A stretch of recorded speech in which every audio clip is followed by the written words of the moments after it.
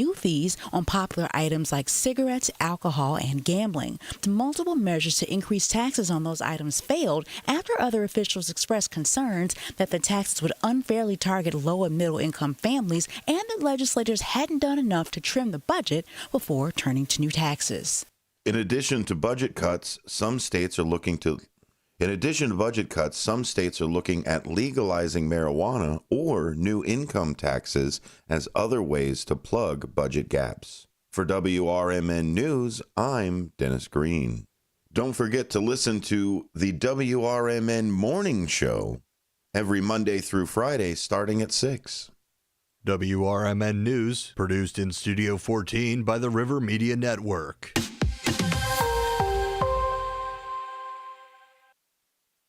From the pages of the Elgin newspapers of 100 years ago today, these are the headlines brought to you by the Elgin History Museum.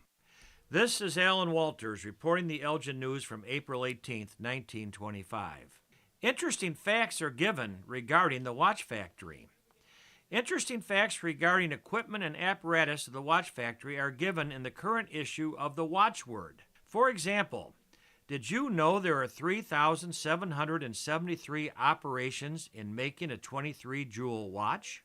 Did you know if the benches in use at the watch factory, both single and double, were laid end to end, they would extend from Fountain Square almost to Dundee? Or that if the belting in use at the big shop were laid end to end, it would follow the Fox River Trail nearly to Aurora? Are you aware of the fact that a single trip through the shop is equivalent to walking to a point 1 mile beyond South Elgin?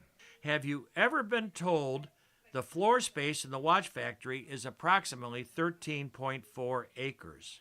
Major Joseph B. Caughey, whose major duty it is to escort visitors through the factory, tells us that he figures the distance he covers in one of his complete tours is 4 miles. Rather a good daily workout, don't you think? Especially when you are going up and down, in and around machinery and benches, and stopping here and there to explain this and that. As of April 1st, there were 4,216 watch factory employees, with 62 more women than men working at Father Time's plant. Elgin 100 Years Ago is a presentation of the Elgin History Museum.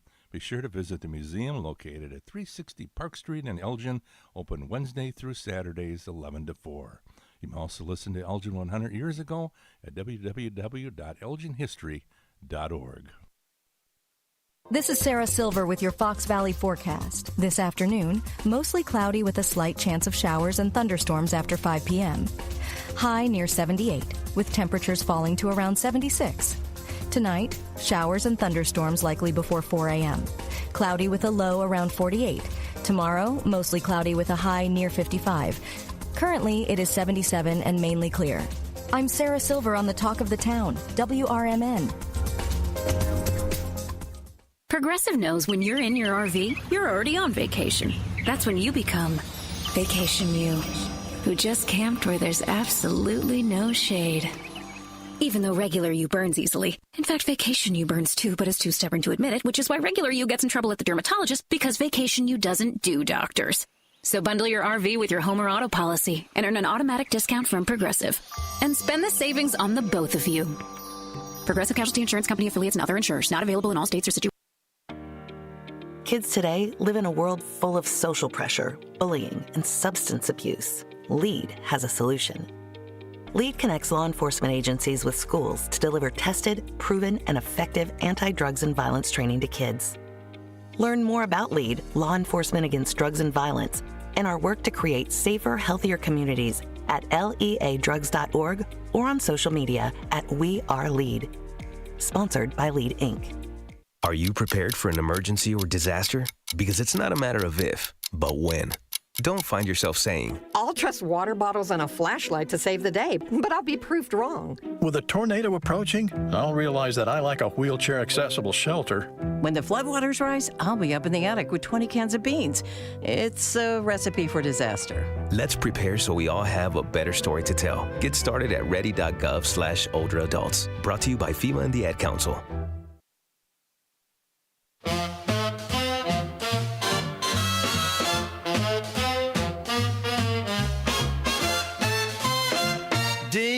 Dino's Night Out on WRMN.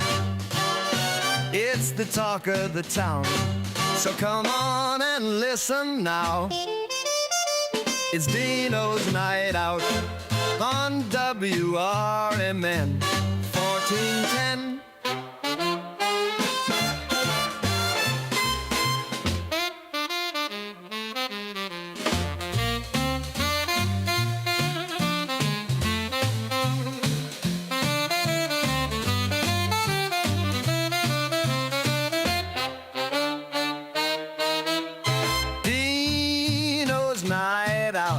On WRMN, it's the talk of the town, so come on and listen now. It's Dino's Night Out on WRMN 1410. Hey, and here we are, WRMN 1410, another episode of Dino's Night Out. We have some guests going to be joining us in just a few short moments, but he's going to be here with Matt. Matt McNeil will also be with me. In fact, I'm going to just let you guys see who's here. We got a gentleman in the studio today. His name is, his real name is Jonathan C. Liggett, but he likes to be called John. So at least say hi to everybody, John. Go ahead. You can hi, everyone. Talk. Nice to meet you all. And the mic works. Very good. Matt McNeil. Yes. Our Hello. Ryan Seacrest McNeil, and he'll be with me today, help me through this interview as we talk about some great things about John's career path, what he's got going on, this real neat thing with the Blue Whiskey Film Festival. So we'll talk about all of that in a few short moments. So, as we do every single time, we like to show a little respect to our guy, Ron Onesti from the Arcada Theater, which is in St. Charles, 105 East Main Street. He's been a sponsor of the show since its inception, and we appreciate all that he does. Ron's been around, oh my God, for so many years. We've been friends through different civic organizations and clubs for a long, long time, and he's just a good guy, real good man, helps a lot of people in the community. So here's what they got going on today over at the Arcada Theater. They have Arrival from Sweden. And they've been selling out venues since 1995 in more than 70 countries. Basically a cover band for the music of ABBA. ABBA, say it how you want to say it, but most people say ABBA. Yep. Okay, next, these guys here, and I happen to know these guys pretty much on a personal level, the Bronx Wanderers. These are just an amazing group of guys. You've never heard a group so together, family members as well. 3 of them, 2 sons, and the one lead singer, I'm telling you, just out of this world. If you have the chance, get over there on Saturday, 2 p.m. You will not be disappointed. And then if you don't make the main show, I think they're going to be in the Club Arcada as well, or the Speakeasy, one of the other ones. But check it out, the Bronx Wanderers. They're just ages, audience from all ages, music that'll just flip you out. I mean, you got to see them. I'm not even going to talk no more about them, but you're going to love it. Check them out. They're wonderful. Then if on Saturday, 8 o'clock show, Live, Dead, and Brothers. That's the name of this group. So I'm assuming that's the Grateful Dead is what they're tribute to. And they're comprised of of actual and legacy members from the extended Grateful Dead and Allman Brother families. This exceptional ensemble is set to revive the timeless magic of the late 1960s and the early 1970s. Guys like me that can remember that. And bringing fans and experience like none other. We always put a little comedy in here over at the Comedy Vault. And this is in Batavia, 18 West Wilson Street. Sean Donnelly, another Irishman, that's okay. When he's not catching a nap with his bulldog, Rickle, Sean can be found headlining clubs and festivals all over the country. He has appeared on The Late Show with David Letterman, Conan, and NBC's Last Comic Standing. But we always like to promo our friends right around the corner and our neighbors. the Martini Room. They're located at 161 East Chicago Street, just right up around the corner. And they have live music Fridays. Catchy name, huh? Yeah. I like it. I guess it's live today. Today's Friday. Yeah, it is. So they got Dave Hudson over there. That's going to be, I never saw Dave Hudson. I've seen most of the other, but I don't think I caught Dave Hudson yet. So I may sneak in over there. And then our good friend, which Susie C. is the co-host and the morning show, 6 to 9 each and every single day, Monday through Friday, Newman's Corner Pub. They're sending out a big thank you.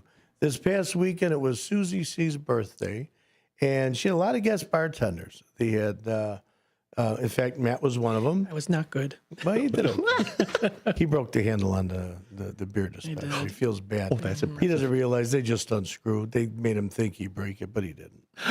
Then we had the mayor from Hampshire was there, Mayor Reed, Mary Kay from Burlington, Guy Zambetti from Gilbert's. So it was nice. It was a star-studded event, and they raised over $4,000 for this lovely Megan who needed a support animal because she has seizures. So because of that, and all of Susie's tips and everyone's tips, they were so gracious in donating. It went to support this what do you call it? Support pet. Yep. I don't like to call them animals because you know what? Yep. They're not animals. I mean, they're just not. They're family. Yes. Right or wrong? I mean, very right. Oh my God, my golden doodle, that's my life, not even my family. Mm-hmm. She runs the house, you know what I mean? And I just happen to live there with her. That's how it ends up working, especially with a golden doodle. So you know what we'll do? We're going to take just a real short, quick break. And when we come back, we're going to talk to Jonathan, for the record. Be back in a few short moments, folks. I am a non-attorney spokesperson representing a team of lawyers who help people that have been injured or wronged. If you've been involved in a serious car, truck, or motorcycle accident or injured at work, you have rights, and you may be entitled to money for your suffering. Don't accept an offer you get from an insurance company until you talk to a lawyer. And we represent some of the best personal injury lawyers you can find. Tough lawyers that will fight to win your case. And they're so good they stake their reputation on it by only getting paid if you win. So if you've been in a serious car, truck, or motorcycle accident or hurt on the job, find out today for free what kind of compensation you may be entitled to. Call the legal helpline right now. 800-257-3148. 800-257-3148. 800-257-3148. That's 800-257-3148. Does your car need a shine? At Britain's Touchless Car Wash, they make it quick, easy, and spotless every time. And they're open 24/7 for your convenience. Right now, get a free car wash just for joining their text club. Text BRITT to 30400 and enjoy a free car wash. Visit Britain's Touchless Car Wash at 1923 Larkin Avenue in Elgin or at 555 Willow in West Dundee. Britain's, caring for your car while caring for our community. Listen this Sunday afternoon to Handle on the Law. I know we're at an at-will date, but for making a comment, like, hey, your hair looks good. And then I got a call from HR saying, hey, you know what, you're under investigation. Do I have any recourse? Were you fired? No, not yet. The problem, Eddie, is they can fire you for any reason they want. They literally can wake up in the morning and say, you know what, I'm a little bored this morning. I'll tell you what I'm going to do. I'm going to fire Eddie for no reason. Yep, he can do that. Yeah, that's California. Yep, welcome. It's Handle on the Law this Sunday afternoon from 4 to 7 right here on WRMN. You said you'd never buy your kid candy from the checkout aisle. Or forget extra diapers. And never give in to a meltdown. You'd never lick your thumb to clean their face. Never let them have too much screen time. And never bribe them for just one more bite. You say you'd never let them out in public without their hair brushed. Never, ever become a minivan mom. And you'd never give them your phone for a quiet dinner. Calling boss work phone. So when you say you'd never leave your child in a hot car, no, it can happen. Cars get hot fast, and kids can be at risk in temperatures as low as 60 degrees Fahrenheit. Never happens. Before you leave the car, always stop, look, lock. Brought to you by NHTSA and the Ad Council.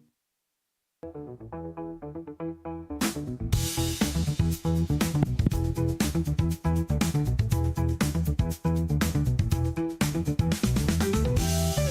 yeah, for the most part, I'm here to talk about them.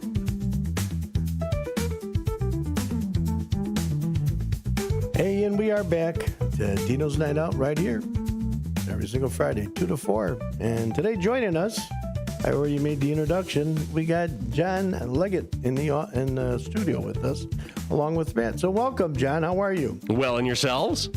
Very good. Be better. How about it, Matt? Excellent. Yeah. We're glad you made it in here. Mm-hmm. You're doing this film festival thing from what I've read and what I'm told. Yep, that is correct. Speaking with you, and that's the Blue Whiskey? Mm-hmm. Blue Whiskey Independent Film Festival. This is our 15th year. 15 years doing that. Mm-hmm. Yeah, and you've been acting all this time too, huh? Correct. Yep. Yeah, pretty nice. That's why they let me MC. Is that what it is? Yeah. You're the MC. I'm not afraid to have a microphone in my hand, so We're let kind of me do bashful ourselves. Yes, I know. Wallflowers completely. Yeah, every one of us. Yep. So that's kind of nice. That's great to have you in here. And if you want to follow that, I want to get it out right away. It's BWIFF.com. BWIFF.com.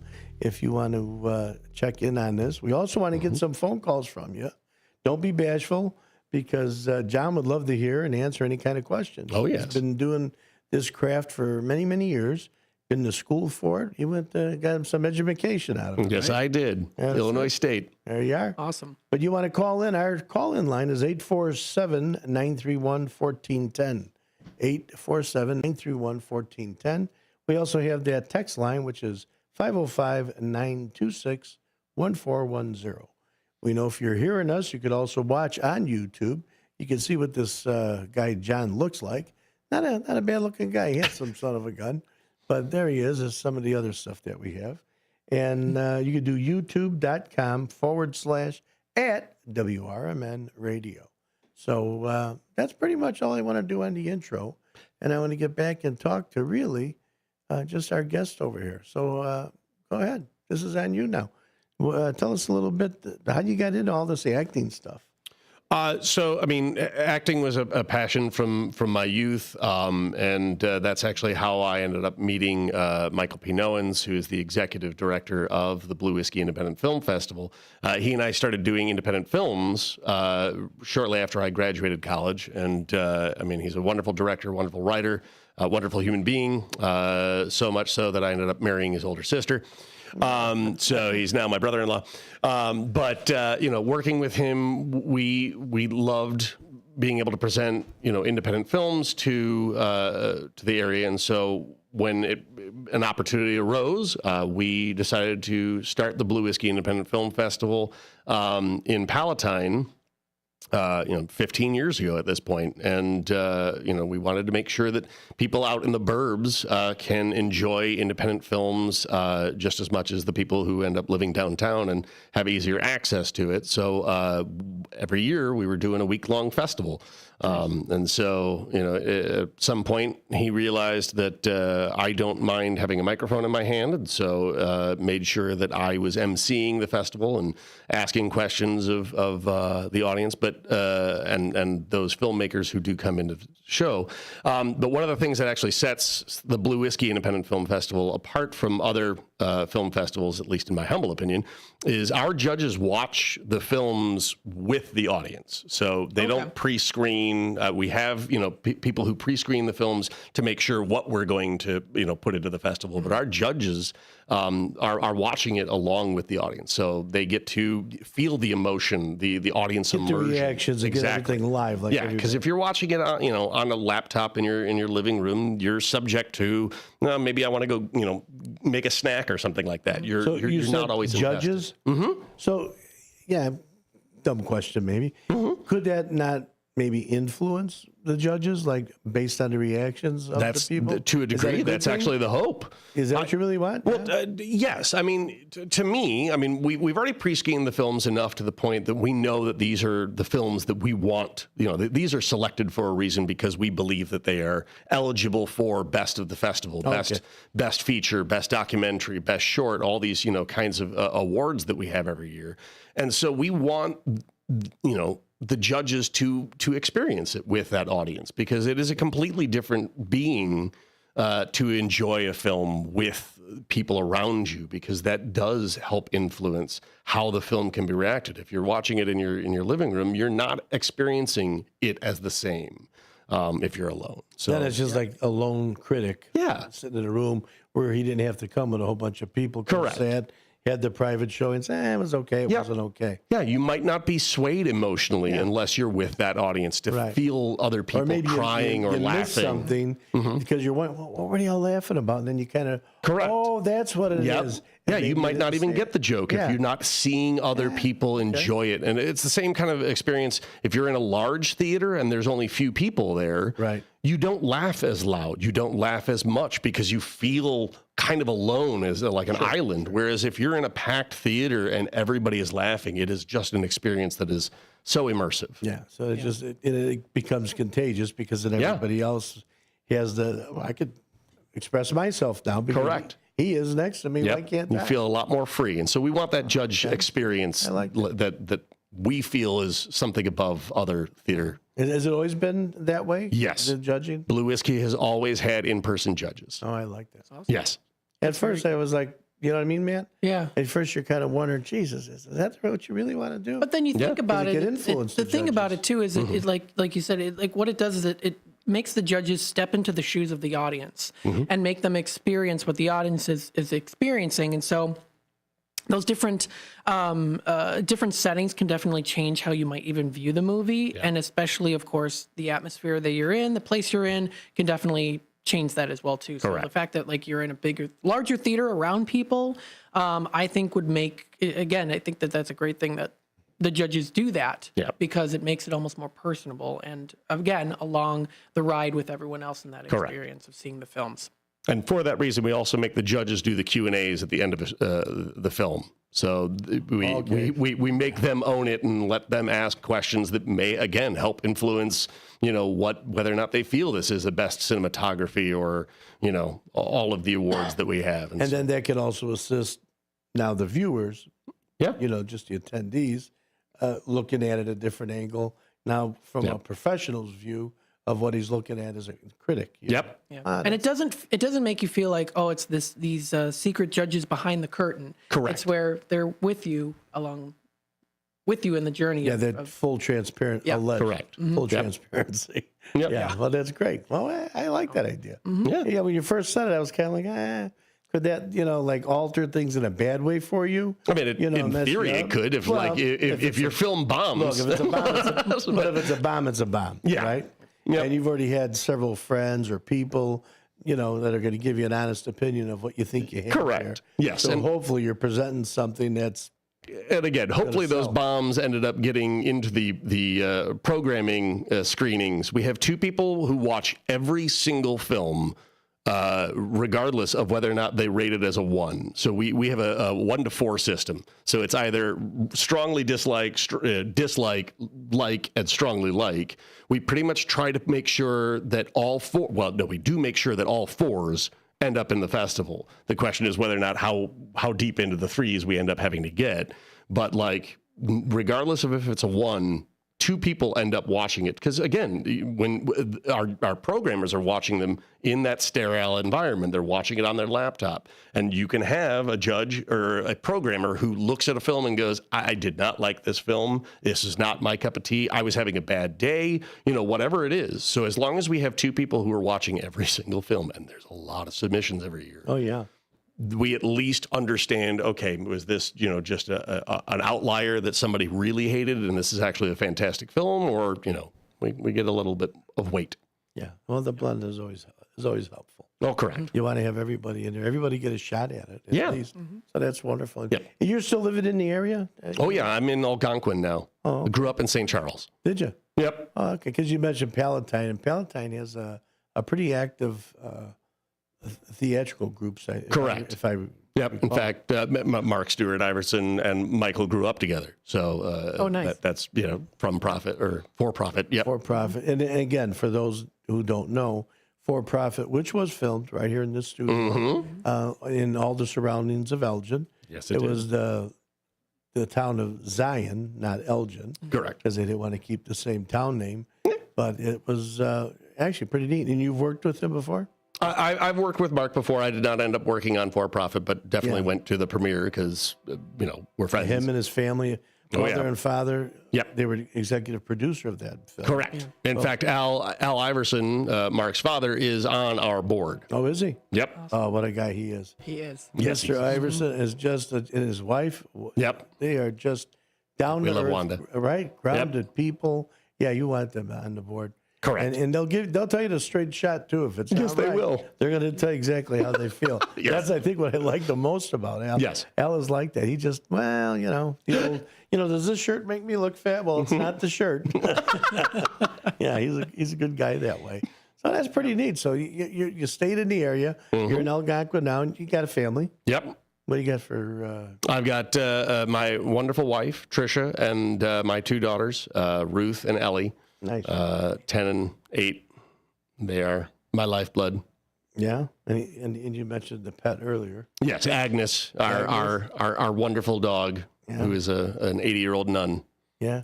You said she's the most calm in the family. Is that Correct. Yeah. And again, my daughters have taken on acting as well, which we didn't expect. My wife is an actress. And we very much anticipated our kids were going to become like doctors or lawyers or something like, completely left brain and leave the... Dinner must really be fun at your house. It's loud and chaotic, again, which is why having the dog, who is the calmest member of the household, is very entertaining. Yeah, but I bet it would be. Yeah, depending on what it is, whoever's in the... Because you're not all in the same production or whatever at the same time. We actually, Dundee Park District, my wife played Sister Margareta. I played Captain Von Trapp. My eldest played, Marta. And then my youngest played Gretel in The Sound of Music. So we did all four of us did a show together. It was wonderful to be together. Yeah. Oh my That is God. really cool. Yeah. You captivated all the credits, too. Yes. I can imagine all the same names. Pretty much, yes. Well, that's wonderful. No kidding. Oh, yeah. Well, who are you going to learn from, right? Correct. You learn from the best, and you learn from what goes on in your house. Yep. So evidently, you got a nice, comfortable setting at the household. Yes. Yeah. Well, okay. We'll take it. You happy that they're getting into the acting? Love it. Yeah. Oh, So yeah. When you ask them if they did something, how do you know they're telling you the truth? I will state now, granted, there's certain things that they have not perfected. My youngest specifically, if she does not get her way, will start heading upstairs and go, "Wah!" And I'm like, no, you're an actress. You need to improve upon the crying a little bit. She can still rock tears, but the vocal inflection is just lost. Hey, you hear that music? Mm-hmm. So what that music tells me is we're going to be out of here in a few short moments because we're going to the bottom of the hour. We're going to be back with John Leggett, and he's had whole bunch more stories to tell us. We're looking forward to them. The whole family's in this operation for Grey Eye. They're all actors. How can you beat that, huh? He's teaching them all. He's teaching them all the right way. And we're going to have some more one-on-one right here with John. And we look forward to this. And what we're talking about, of course, is the Blue Whiskey Independent Film Festival, of which John is the MC. So we'll be back in a few short moments. Stay tuned and don't turn that dial.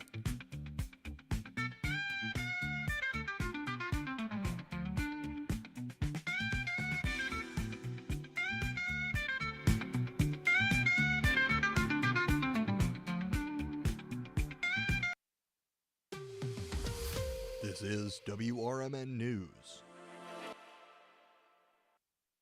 Hello, I'm Dennis Green. A city in Illinois is dealing with an unusual problem, missing manhole covers. The cast iron covers can weigh up to 120 pounds each and cost about $150 to replace. Police believe the motive for the thefts could be scrap metal, but cast iron goes for about 10 cents a pound, so hardly a gold mine. 6 of them have gone missing in Gurnee. Detectives are now reviewing surveillance footage and contacting salvage yards, but so far there have been no arrests. Public Works crews have been replacing the missing covers to avoid injuries, but residents are still being reminded to watch their step. That's News Nation's Bob Kessler. Many states around the country are looking at new ideas to close budget shortfalls. News Nation's Sylvia Snowden says the state of Indiana has looked into send taxes. Indiana officials say everything is on the table to close an anticipated $2 billion shortfall projected for the next budget cycle. To help close the gap, some officials want to raise the rate of sin taxes by tacking new fees on popular items like cigarettes, alcohol, and gambling. The multiple measures to increase taxes on those items failed after other officials expressed concerns that the taxes would unfairly target low and middle income families and that legislators hadn't done enough to trim the budget before turning to new taxes. In addition to budget cuts, some states are looking at legalizing marijuana or new income taxes as other ways to plug budget gaps. For WRMN News, I'm Dennis Green. Don't forget to listen to the WRMN Morning Show every Monday through Friday starting at 6. WRMN News, produced in Studio 14 by the River Media Network. Do you own an annuity, either fixed rate, indexed, or variable? Are you paying high fees and getting low returns? If so, Annuity General would like you to have this free book to learn the pitfalls and mistakes of buying an annuity. The Annuity Do's and Don'ts for Baby Boomers contains the little-known truths about annuities, like how to help reduce your fees and increase retirement income. And it's free. That's right, free. As a bonus, we'll also throw in a free annuity rate report just for calling. We researched over 1,000 annuities and summarized rates and benefits from financially strong insurers. You get Annuity Do's and Don'ts for Baby Boomers and the Annuity Rate Report, both absolutely free for calling Annuity General today. Hurry, supplies are limited. Call now. 800-760-1845. 800-760-1845. 800-760-1845. That's 800-760-1845. This is Sarah Silver with your Fox Valley forecast. This afternoon, mostly cloudy with a slight chance of showers and thunderstorms after 5 p.m. High near 78, with temperatures falling to around 76. Tonight, showers and thunderstorms likely before 4 a.m. Cloudy with a low around 48. Tomorrow, mostly cloudy with a high near 55. Currently, it is 71 and overcast. I'm Sarah Silver on the Talk of the Town, WRMN. Hey, fellow Gen Xers, it's Elizabeth Banks. Big news! The recommended age for pneumococcal pneumonia vaccination has been lowered to 50 and older, even if you're healthy. It's up to us to lead the charge. After all, we gave the world the internet. We're trailblazers. Let's lead the way again because we are at over 6 times greater risk for pneumococcal pneumonia. Gen X, this is our shot. Head to VaxAssist.com and schedule today. That's VaxAssist.com. Sponsored by Pfizer.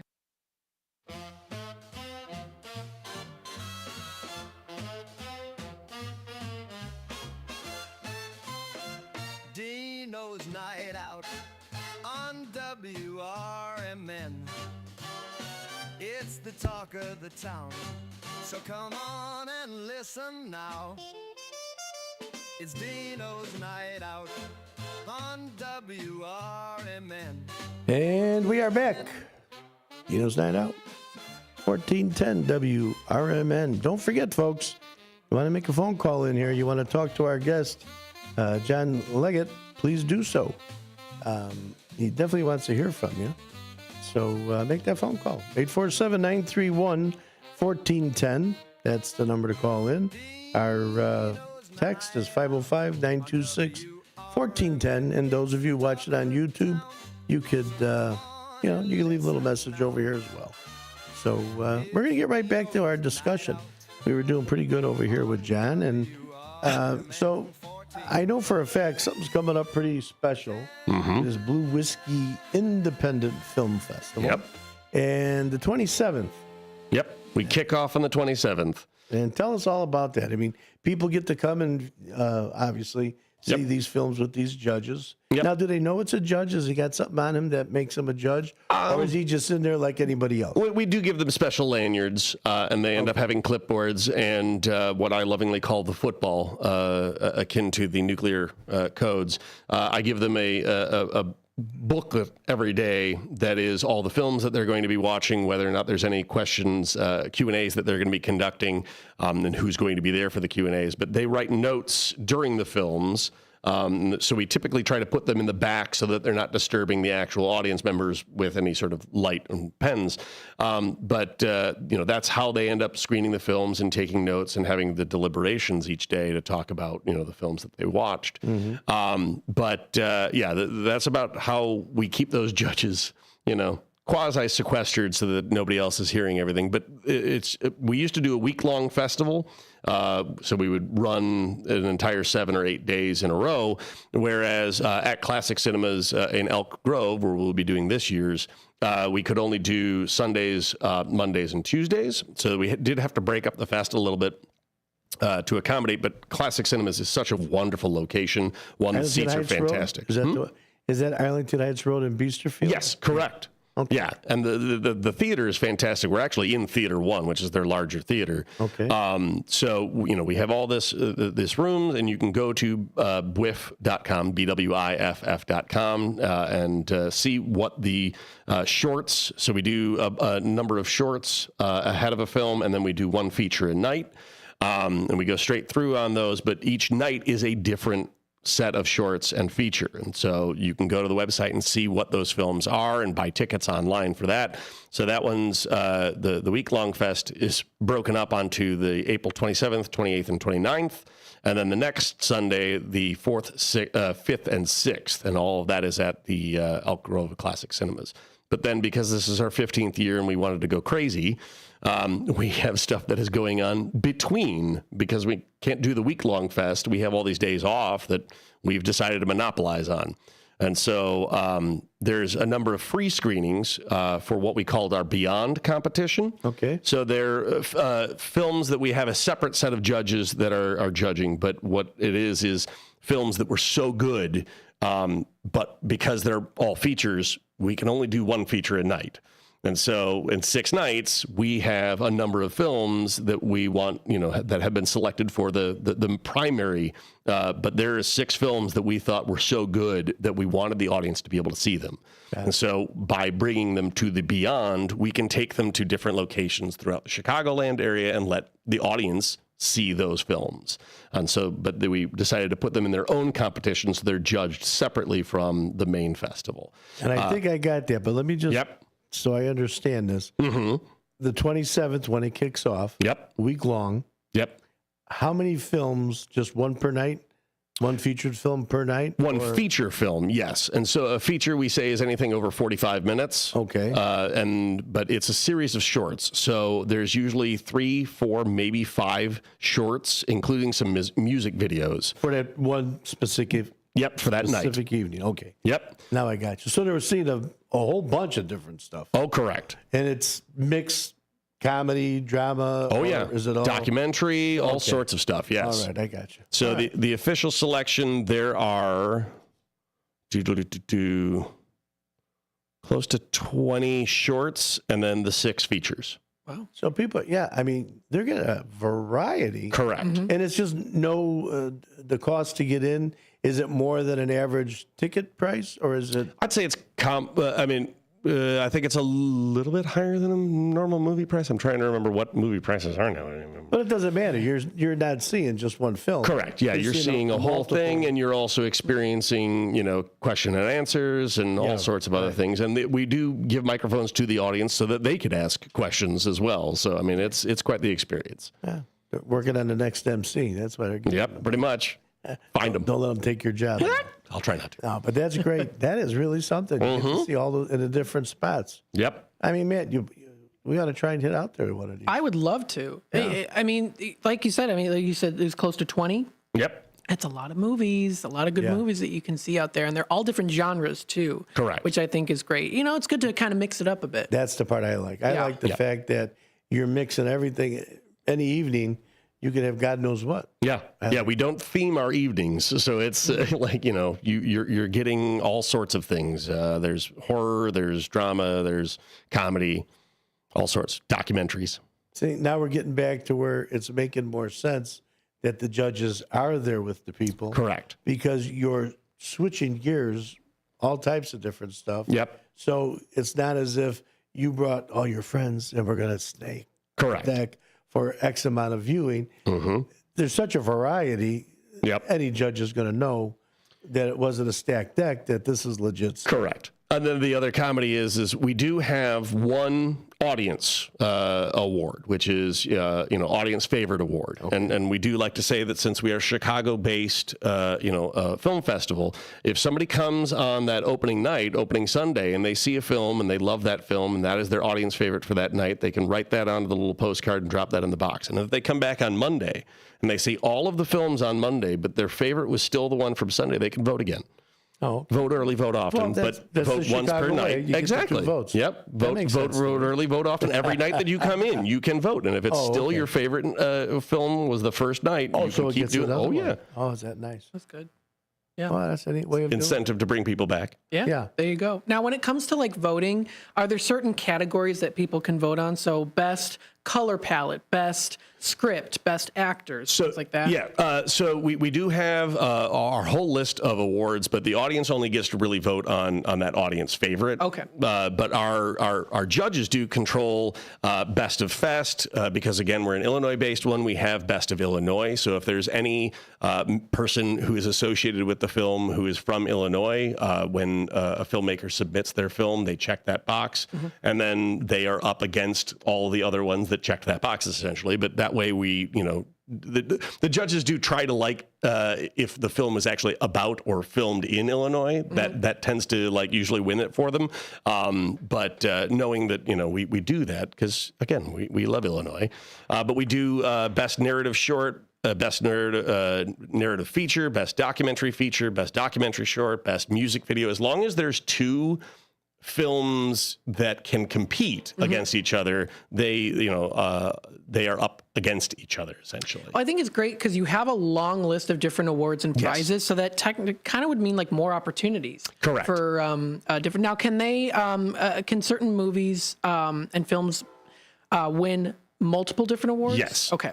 I mean, if the film was that good that it, is ticking enough boxes, in multiple categories, especially when it comes to the acting or cinematography, those tend to, come more often with a lot of films are winning a number of them. In fact, you will almost always assuredly see that the Best of Fest, so best overall, essentially, goes to one of the ones that won Best Narrative or Best Documentary Feature.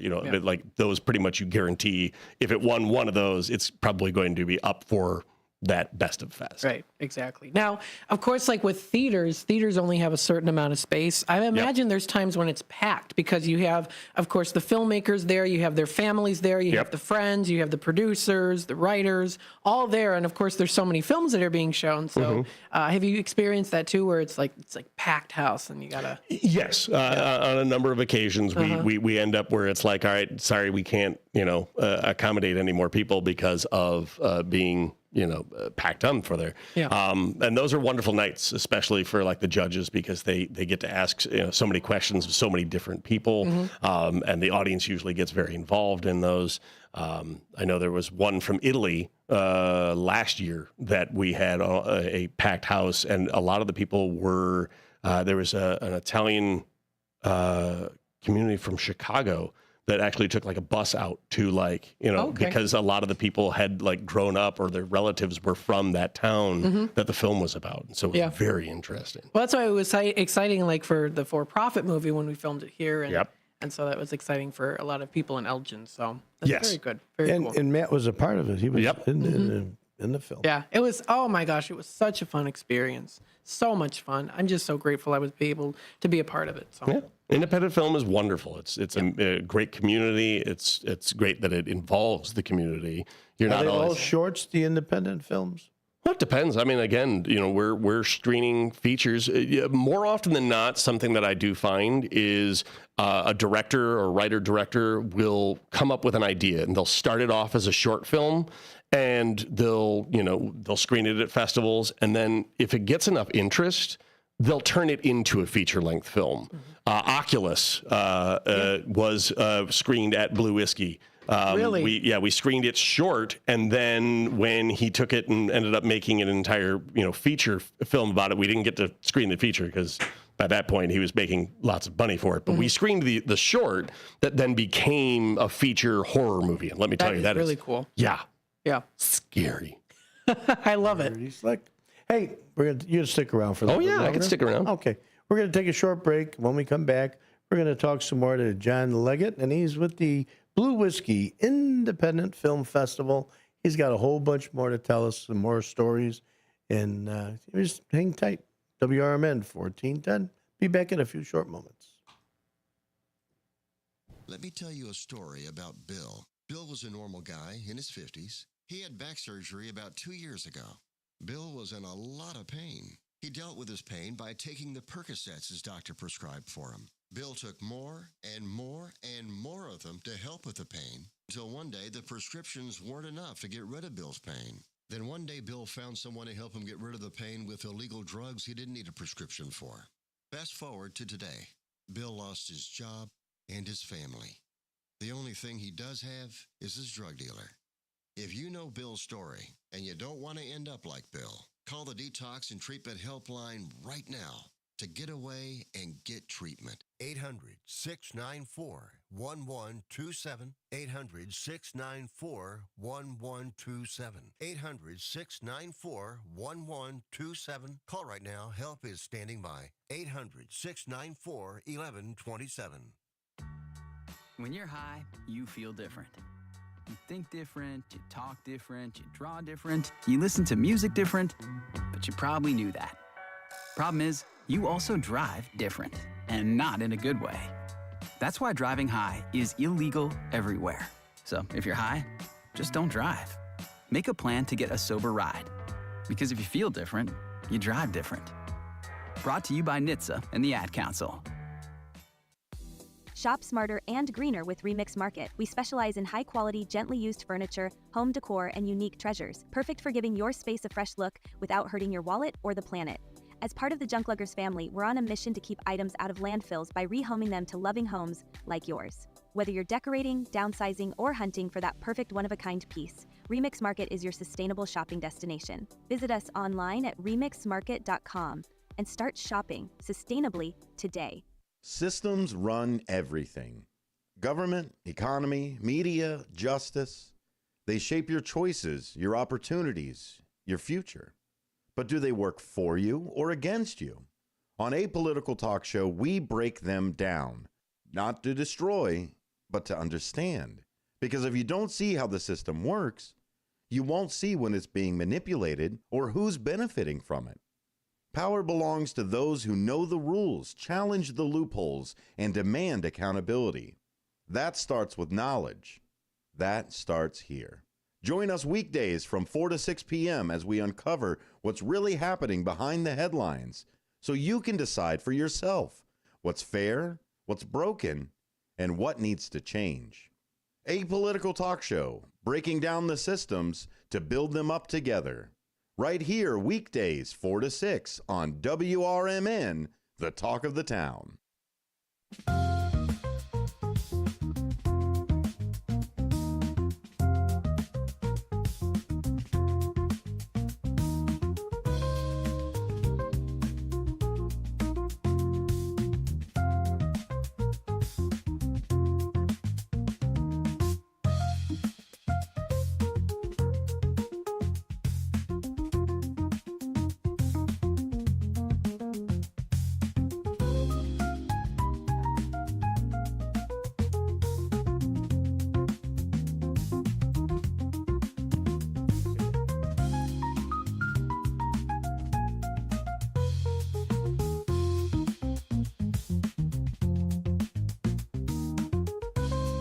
And we are back to Dino's Night Out, right here, WRMN 1410.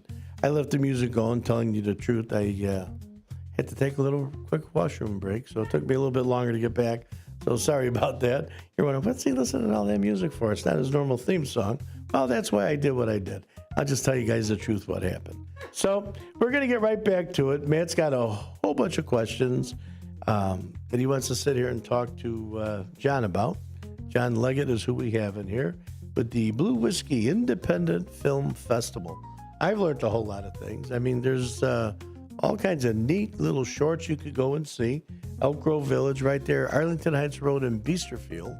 I mean, that's the main cross streets. It's right behind Walgreens and the Jewel, if I'm not mistaken. Yeah, a lot of different spots over there. So it's, I mean, for the value and from what I understand, you could get a whole bunch for just not a whole lot of money. Yeah. So anyhow, Matt, go ahead. Take it over, man. Well, my goodness. So, of course, as we know, there's lots of like different films out there. And what do you think is, because I feel like shorter films and independent films are starting to become more prominent. They're more on the rise.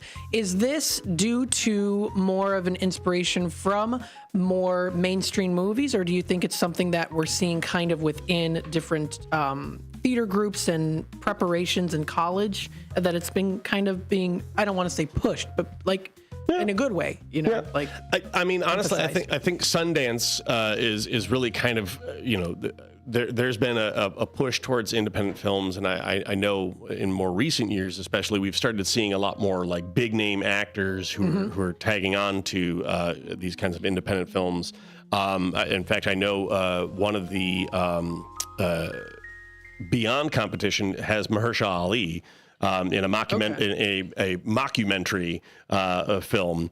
And so, I mean, we even have films that are sent to us with like big named actors.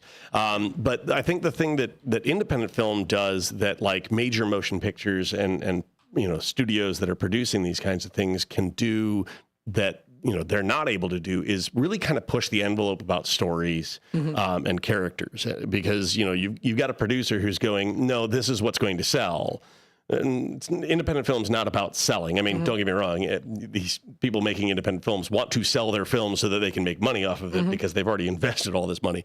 But, you know, you can do a lot more with an independent film, and you know, people can come and see all of the things that the envelopes that have been pushed by coming to film festivals like BWIF. Absolutely. Would you say that there's, I would say too, a lot of like films, especially if they're independent films, when it's like based off of a true story, I think that can really touch the hearts of a lot of people, especially if the director or the writer or the producer, like it's their story. Yep. Have you noticed that too? That's starting to become more prevalent within that? Yes. Yeah, I mean, and again, that's a perfect example of, you know, if somebody goes and says, I want to make a film about my life to a producer in big Hollywood, they're not going to get that made typically. Whereas you can do that as an independent film. And so, there's a lot of great films that do that, and a lot of ones that end up winning a number of awards because of it. I mean, if you get the right heartstrings, or you're you know, pushing the envelope in the right way, and you've got enough cinematic value to it, it's amazing what can be done. Absolutely. Are there certain deep pockets don't hurt either? I would. It's true. Does I want to do a film? Here's a couple. Okay. Although you'd be surprised. I mean, you know, we do end up with a lot of like student films, like, you know, but at the same time, they might not have the same financial backing, but you know, somebody who's going to college to do cinematography, if the story is good enough, and we like to say, at least for Blue Whiskey, it's character that drives story. So if the characters are good enough and relatable enough that you're drawn into the film by the characters, whether it's necessarily the acting or just the characters in general. You got a couple characers here. Oh, yeah. I think we got a shoe in. What do you think, Matt? I think so. We're filming it. Everybody else in the building? Yeah.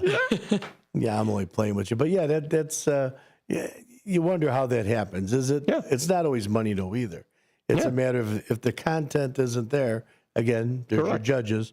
The content isn't there. Yep. No matter what you throw at it, if it don't stay on the wall. Correct. There are instances where you know, the best produced, meaning the most money is at it, doesn't win best of fest or even best of a particular category. There are times that, you know, it's really what about the character of that film? What drove that? Yeah. This isn't an independent film. But it reminds me of, like, you know, you're talking about great actors, great production. Robin Williams, my most favorite comedian in the whole world.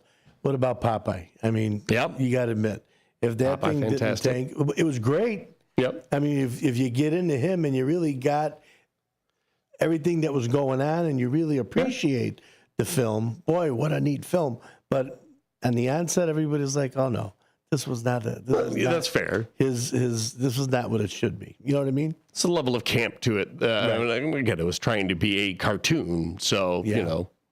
But no, that was just that was trying to be the analogy I could bring with it, and I loved it myself. But you talk to a lot of people, no, that's not the thing. It's true. It was a mixed bag. Yeah. Yep. But again, here comes your judges, and that's why they're there. That's why you do it. So then a lot of these smaller, smaller films, we'll call them, less amount of time on the screen. Yep. And then they could turn into even a longer playing, depending on the response. Yeah. From what you get from either judges or the people watching. Yeah, the amount of film festivals that it goes to, the amount of awards it wins at other film festivals or at our film festival. The more notoriety a particular film or especially shorts tend to get, I mean, more often than not, the director or writer that has a much larger, bigger scale idea that they would love to do a feature-length version of a particular film, but they, can't always get a budget for, 2 hours worth of film versus 20 to 10 to 20 minutes of a short. Has it happened often where these shorts have turned into full? It depends on what the storyline is and whether or not they can get somebody to back it financially. But I mean, a short is a great way to introduce it to put your toe in the water. Yeah. To find out what investments there might be for a particular film. Yeah. And again, what else is going on in the world? Yep. Makes a big difference in movies today, right? Oh, yeah. I mean, you think you hit the home run, maybe what would have been good, let's just even take the COVID times. Yep. But there's a lot of different good storylines that could work. You can't play that storyline no more. Correct. Or even trying to film during COVID times. But I do know we had a pretty big influx of films that hit us because the directors and editors had time to work on finishing films and sending them out to festivals. So, well, I'll tell you, this means that we're at the top of the hour. Mm-hmm. And in just a few short seconds, I'm going to be off another 40 seconds. So, we got a lot more to talk about. You mind sticking around, Pat? I can easily stick around, yeah. Hey, listen, you're listening to WRMN 1410 AM. We're on the YouTube. We're on everything. So give us a call, 847-931-1410, and give a call to John Leggett. You're going to like talking to the guy. He's a guest inside the theater, inside the studio. It's a theater. Yeah. We got cameras. Life is a stage. Yeah, that's exactly what it is. But we'll be back in just a few short moments. Stay with us, everybody. We're going to be talking some more with John. You're going to love to hear what he has to say. Talk to you in just a bit.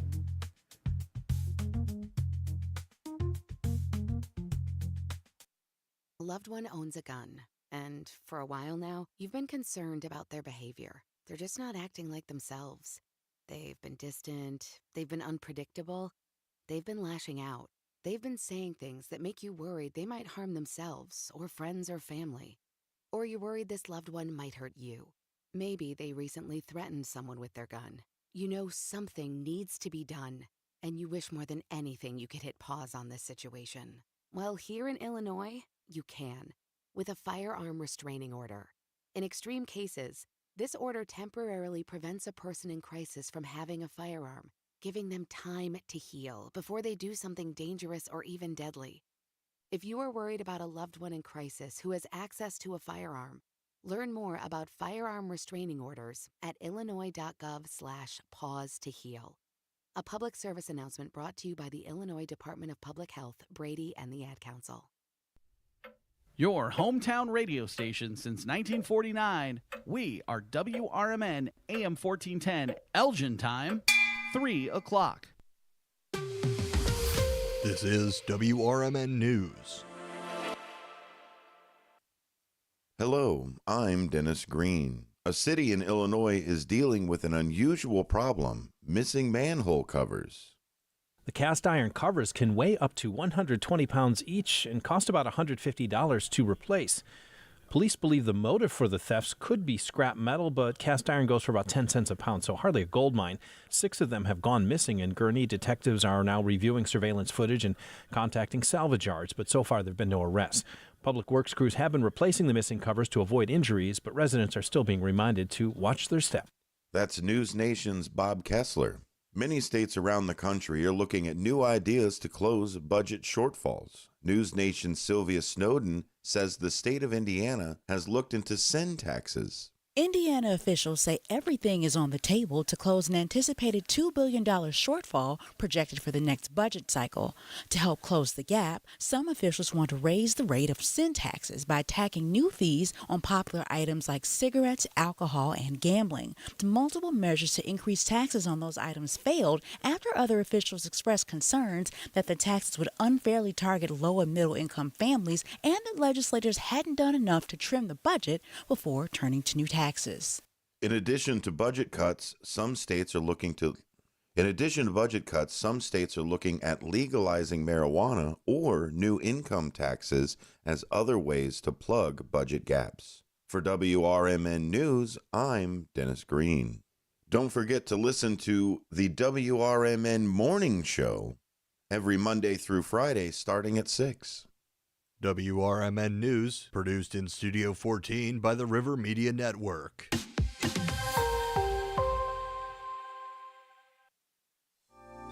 With your 1410 WRMN News Flash, I'm Sean Credan. Brought to you by Prevnar. The latest Naperville police report is out, highlighting a series of arrests. On April 12th, a 23-year-old from Chicago faced charges of aggravated unlawful use of a weapon and failure to wear a seatbelt. The following day, a 23-year-old Lyle woman was arrested for disobeying a traffic signal and driving under the influence. Elgin's rich history and architectural heritage are being celebrated as 7 residents and organizations receive honors for their contributions to preservation. The Mayor's Awards for Preservation, organized by the Elgin Heritage Commission, recognizing efforts from individuals like Chloe Burkhart for her home restoration and the Community Crisis Center for rehabilitating the historic Franklin School. An opportunity to support animal welfare is underway at Menards in Naperville, where donations for the Naperville Area Humane Society are being collected. Until the end of May, the store at 715 Fort Hill Drive is welcoming contributions of pet essentials like foods, treats, and collars in a dedicated box near the exit. With your 1410 WRMN News Flash, I'm Sean Credan.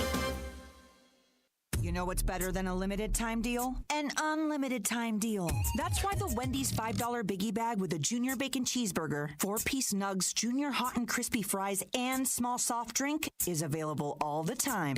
Because the best time for fresh, never frozen beef and Applewood smoked bacon is all the time. Duh. I feel like I'm repeating myself a lot. For the best deal of all time, gotta be Wendy's. Unlimited time does not mean forever. U.S. price and participation may vary. Prices may be higher in Alaska, Hawaii, and California and via third-party delivery. Fresh beef available in the contiguous U.S., Alaska, and Canada. I went hands-free. I went hands-free. I went hands-free. I went hands-free with Skechers Slip-ins. Join the millions of people who are celebrating going hands-free with Skechers Slip-ins. Footwear you just step into and they're on. It's crazy how something as simple as a pair of shoes have made my life better. After trying Skechers Slip-ins, I want all my shoes to have this technology. See what everybody can't stop talking about. Go hands-free with Skechers Slip-ins at a Skechers store, Skechers.com, or wherever stylish footwear is sold. This is Sarah Silver with your Fox Valley forecast. This afternoon, mostly cloudy with a slight chance of showers and thunderstorms after 5 p.m. High near 78, with temperatures falling to around 76. Tonight, showers and thunderstorms likely before 4 a.m. Cloudy with a low around 48. Tomorrow, mostly cloudy with a high near 55. Currently, it is 71 and overcast. I'm Sarah Silver on the Talk of the Town, WRMN. Hey, fellow Gen Xers, it's Elizabeth Banks. Big news. The recommended age for pneumococcal pneumonia vaccination has been lowered to 50 and older, even if you're healthy. It's up to us to lead the charge. After all, we gave the world the internet. We're trailblazers. Let's lead the way again because we are at over 6 times greater risk for pneumococcal pneumonia. Gen X, this is our shot. Head to VaxAssist.com and schedule today. That's VaxAssist.com. Sponsored by Pfizer. It's time to grow stronger than ever. Abivium from CHS gives your seed the support it needs from day one. Its biostimulant, metabolites, and micronutrients help seeds emerge with rigor, improve nutrient uptake, and grow into strong crops. Apply Abivium directly in your planter box and watch your field thrive. Ask your local retailer about Abivium today or visit chsagronomy.com. Searching for a financial partner that truly has your best interest at heart? Join KCT Credit Union, where they're more than just a bank. They're a not-for-profit financial cooperative. KCT members are owners, meaning profits go back to you in the form of lower loan rates, higher savings rates, and fewer fees. Experience personalized service that puts you first. Become a part of KCT, where your financial well-being is their top priority. Visit kctcu.org. Each account insured up to $250,000 by Member's Choice. This institution is not federally insured.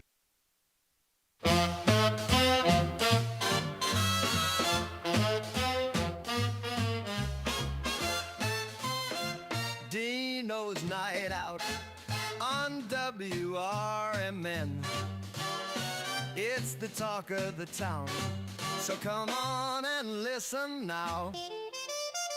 It's Dino's Night Out on WRMN. Hey, we are back. Dino's Night Out, WRMN 1410, which you are joined each and every Friday with me, Dino, 2 to 4, right? I hope you're liking it. I didn't see nobody calling in yet. 847-931-1410. You know, we got to have a call, 1 or 2 for John over here. Tell him what's going on. I mean, he's a nice guy, this John Liggett. He's got a lot to say. So we're going to invite him back now.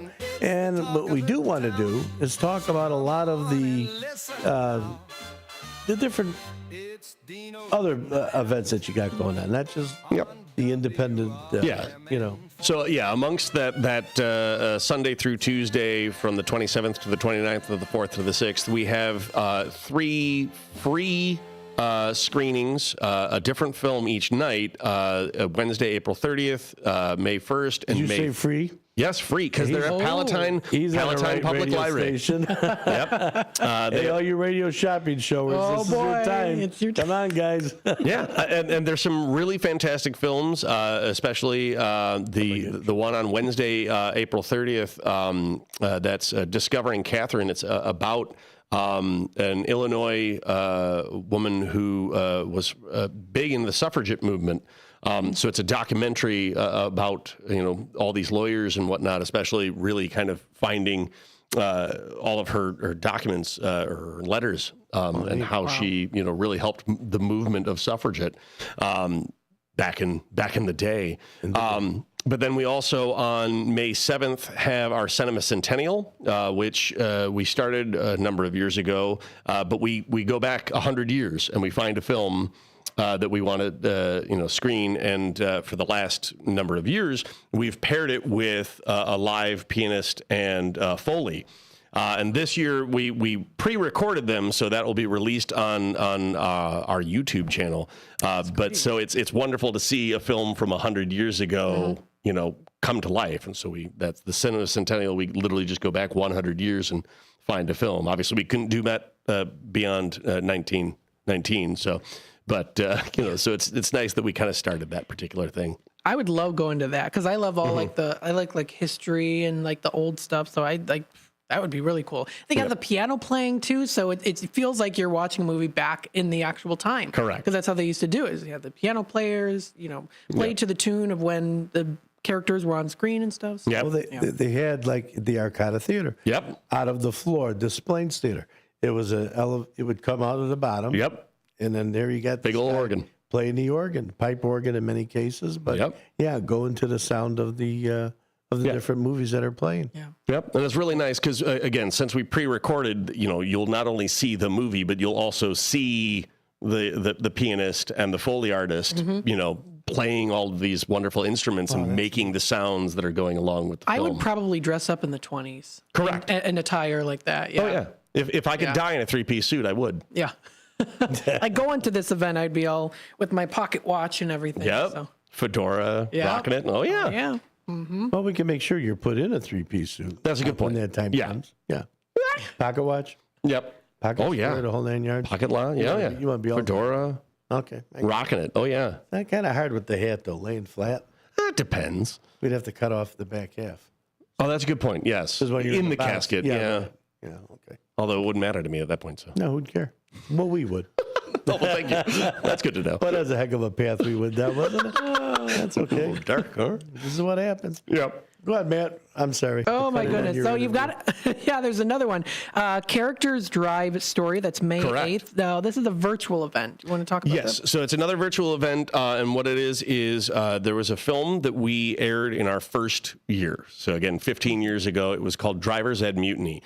And what we're going to be doing is we're going to film a staged reading of the film. So we have actors who are coming in, and we're gonna film us all reading it together, and then we will post that on the 8th at 7 p.m. again on our YouTube channel. And so that it's really nice to be able to bring that back from 15 years ago. Yeah, that's so cool. It sounds like we've got a caller here on the hold, too. Yes, we do. We're going to get her on right now. And let me put my thing. There you go. Hey, who do we? Oh, I know who this is. Is this Rita?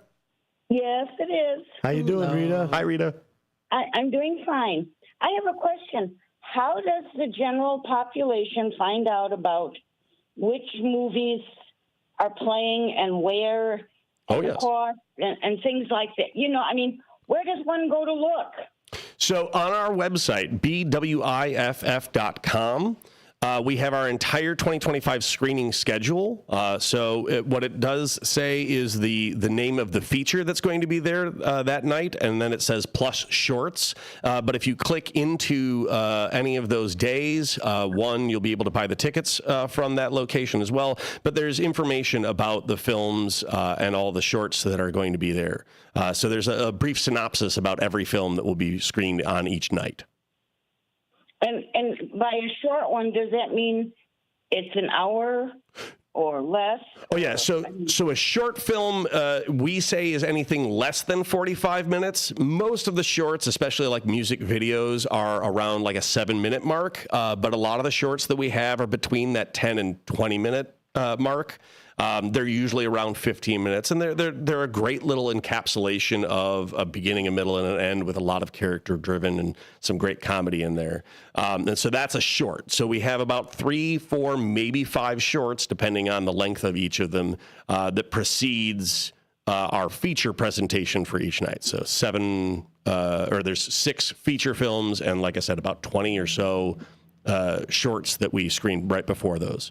How long would the featured films be? Feature films can be 45 minutes and up. We have some that are they're usually just over an hour. Let's see if I've got any of the information right around me here. That's okay. About an hour 30 is what we're typically seeing. Hour 20, hour 30. Yep. Very good. You got some good things here. Oh, sorry. Go. And how, do you say like what the content of your movie is? The brief synopsis kind of says what it is. The website, calls out the information about them. I'm trying to think. It talks about the country of origin, the rating, adult audiences or not, or I would say for the most part they're typically fairly. I would suggest that they are for the older crowd, but yeah, I'm trying to think if it says anything about that. No, it doesn't. But yeah, all the information is on the website about each film for each night. So I'll show you how to do that website. It's bwiff.com. Yep. Go ahead, Rita. What's your question? Now, what about the actors? Are they known, or are they not known actors to the general public? It really depends. As I had mentioned a little bit earlier, Mahershala Ali, who is a well-known actor, is in a mockumentary film which is being screened for the Beyond competition.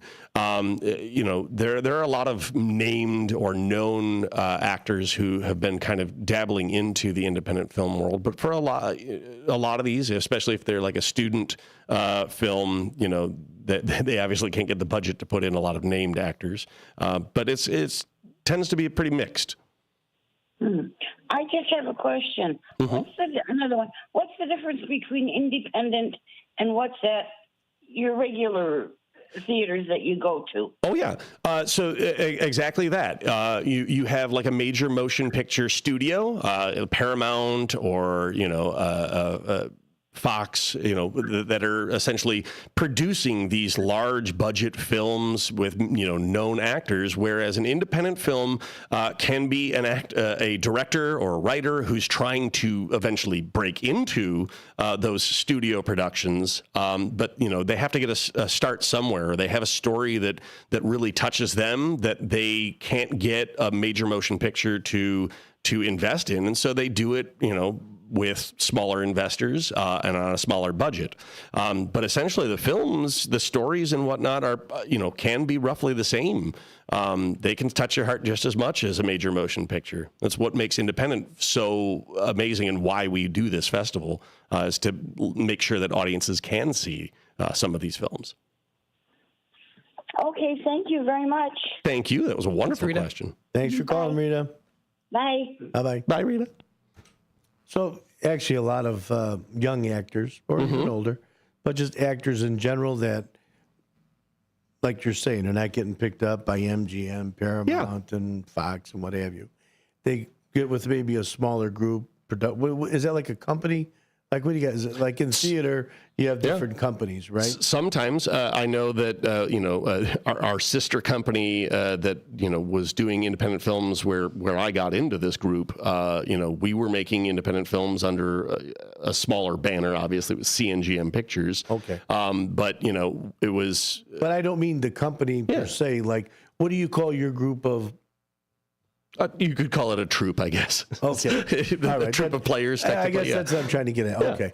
So, and that's where people could become seen. Yeah. They could, Easily. someone all of a sudden could say, wow, this person has some talent. Yeah. They want to see some more of them. And so these judges that are out there, are some of them like even scouts, if there's such a thing? Potentially. I mean, none of ours are scouts, but that is something. I mean, if you're winning Best Actor or Best Actress at film festivals for a particular production, that's resume fodder. That's something you can take to an agent or whatnot. And then as long as you have a reel of all of these independent films, shorts or features or whatever it is that you're doing, an agent can pick you up. And this is similar to like cinematography. You're showing your work, but you're showing it at the scale that you can access right now. And so this is how a lot of filmmakers break into that next area. And so then after this series is done, the Blue Whiskey Independent Film Festival. Festival's over, X amount of films we're seeing, they're judged, correct? Yep. And then what like is the next step? What happens to there? So on Who gets to see that or... Oh, yeah. On the Wednesday after everything, we sequester our judges, if you will. We feed them pizza, so they're not starving. But we go over all of the films, and they essentially come up with who's going to be making what awards, and then we record that. And then the Blue Glass Awards ceremony again goes on to our YouTube channel, but that's May 14th at 7 p.m. And so we announce the winners, and we send a whiskey glass to those filmmakers. Nice. Yeah. But I mean, really good. Awesome. Yep. They give them. You get them then with you. Little live. No, sadly, no. We tried that a number of years where we did the presentation live, and it was probably one of the more sad things is you'd have like a filmmaker who had been there for like the entire festival watching all of their other, their competitors, I guess, roughly, films. And then they would come to the live presentation and not win an award. And like it was so gut wrenching to do. Okay. So we were like, we're going to stop doing this. A little dignity. I got it. So yeah, nobody gets to do any sort of speech, but the judges do, establish why they felt that this film, was exemplary for this particular awards, which is wonderful. Nice. I like that. Yeah, that's cool. So there's more levels and more steps. And then again, once you have those winners, who knows? You never know who's watching something, who's seeing something. Someone sees a little spark or a little something in that actor or actress. They're like, hey, we're going to make a call on this. Yeah. And especially with like phones nowadays, like pretty much anybody can make an independent film.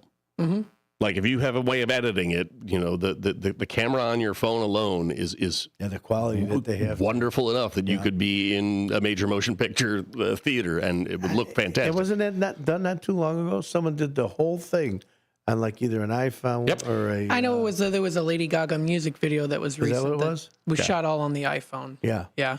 So I can't. It's something. The technology is really growing, and it's with the touch of a button and in our own pockets we can do it. So. Yeah, it's amazing what we carry as far as a cell phone goes. Yep. Well, this is interesting stuff, John. Well, thank you. Yeah, I mean, I didn't realize how much was involved in, there's so much involved in a film festival. Oh, I bet. And those cameras that they use, though, the ones that are doing this, what do they call that? Red something? Camera? Yeah, there's the red. Yeah, I actually worked on a film that used the red. It's a beautiful film camera. And what does that do? Give it more crisp?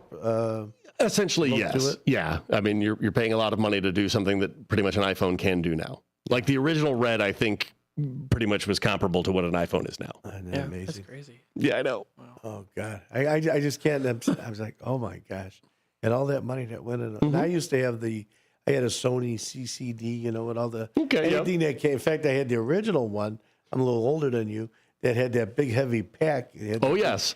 I had the beta. Did you have to actually hold up the light next to it at all? You had all that, yeah. Yep. I always love those. Getting the right, and someone's always in the shadow. Yep. So holding up the light didn't do you no good. Yep, and that's what you need a cinematographer for. See, that's what that's for. Yeah, they're all about the lighting it. Yep. Everybody has a job. Yeah. So something I learned about when I was on the for-profit is how long a scene can take to make.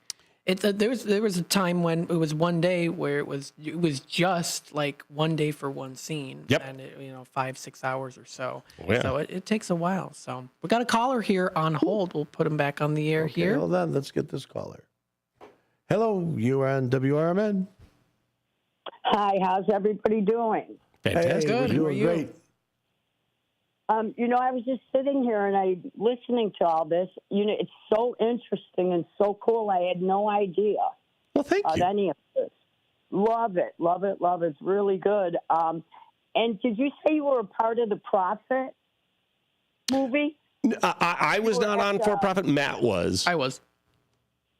Oh, I thought I was in the car at one point too. Yep. I apologize. Well, that's right. I thought. What movie was that? In the car? Is that a short as well? In the car? Oh no! Oh, you were in the car. You didn't hear it. I got it. I was listening in the car. Yeah, I know and what I you're came saying. in and now I'm watching you on YouTube. How you like that? Wonderful. Just wanted to tell you, very interesting. There are 20 movies and whatnot. Love it. Yep, 20 shorts and 6 features. Right, I heard that. And then the people can put in their favorite one each night. Yep. Or just. Yep, we give little cards out at as you're leaving to write down the name of the film that you liked, and as we joked, as a Chicago-based, if you really liked a film from yesterday better than you like the films today, you can vote for that one again. That's awesome. Keep on doing it. Wonderful. We will try. Thank you. Sounds great. Love talking to you all. Have a good day. You too. Thank you very much. Thanks. Okay, take care. Bye now. Bye-bye. Yeah, and like they were saying, just to recap, the process, you're not only seeing these different films, a variety of films, you'll have your shorts, and then you'll have 1 or 2 featured for that evening. Yep. But at the end of all this, you get to have the question and answer. Yeah. So do they have the question and answer after each particular showing, or do they wait and do them all at once? So if the filmmaker is in town, we will do it immediately after their film, so that way, one, it's as fresh in the audience's brains, it's also as fresh in our judges' brains, and so that allows that filmmaker to, take questions both from our judges and from our audience, about the film that they just witnessed. Yeah. And, for the longest time, we were also doing Skype. Again, we've been doing this for 15 years, so it was Skype back then. Now, obviously, it's Zoom. But unfortunately, the classic cinemas, we have had Wi-Fi issues. And so as such, we've lost kind of this nuance to like foreign films, because we have a number of films from across the pond. In fact, we have, we've got some really fantastic locations for this particular season. But because of that, we actually have a judge who has pre-screened some of these films and is doing some pre-recorded Q&As that we're going to actually show immediately after the film. So unfortunately, the audience won't get to ask those questions of those people. Possibly one of my favorites that from a previous year, we actually had a filmmaker who woke up in the middle of the night and took the Skype from his bed. To call in and have people ask questions of him. It was quite fantastic. Oh yeah, wow. I bet that would be fantastic. Yeah, those were some good years. That's funny. My goodness. Mm-hmm. So again, after you do the main piece, which is your week, you have all those extras, and then what do they do? Do they go through a period? Is this like, okay, we have to go back and shoot some new material? Or is there a period, or is material always coming out? Material is always coming out. One of the most interesting things is that post-production kind of scenario. So like a film will spend all of this time filming, and then they will start editing it and putting it in front of test audiences. That's kind of those, where they're maybe going back and making changes and everything. If it's coming to us as a festival, it is what they believe polished product. It is done and ready for either distribution, or trying to get distribution, and run the circuit of festivals to see what you can get from those awards. And what's interesting is actually from a film festival standpoint, there is a very interesting hierarchy. Like you need to, if you're doing Cannes or Sundance, those need to be the first places that it goes. And so the only reason that, it would come down towards Blue Whiskey is it is either already screened at Cannes and Sundance, or was not accepted by them, and you're running, down the length of places. Trying to give it another shot. Yes. Yeah, trying to get it that next breath of oxygen to see whether or not it will take off and light that fire. Wow. So it's not that there's a certain period that this is when you have to have this done by. Yeah. There's no deadline. When you're done, that's when you start submitting towards film festivals and see where you can land it, what you can get. And I know from Profit, there's certain awards that are given to you along the way. Yep. And so you can maybe get the foreign award, but you didn't get the local one. Yep. Or vice versa. Correct. And that could make an impact as well. It can, yeah. All right. Very good. Listen, we're going to get to the bottom of the hour. And John, give us any final things that you're going to want to say. Yep. We've been talking with John Leggett, great man, great individual, actor. He's everything. He's got a good sense of humor. Yeah. He's got a great family from what it sounds. Yep. And he's with the Blue Whiskey Independent Film Festival. Yes. And that starts the 26th of this month. And you're going to, I'm sorry? 27th. Like I said, the 27th of this month. And that's going to be right in Oak Grove Village as the main one, which is Biesterfield and Arlington Heights Road. You're going to see a variety of films. There'll be a lot of shorts in there. And there'll be a few featured presentations. Yeah. So if you have any inclination, or maybe you got a friend that's got a little something they're putting together, make sure you put a vote in there. And actually, that's a wonderful cue up. Thank you very much.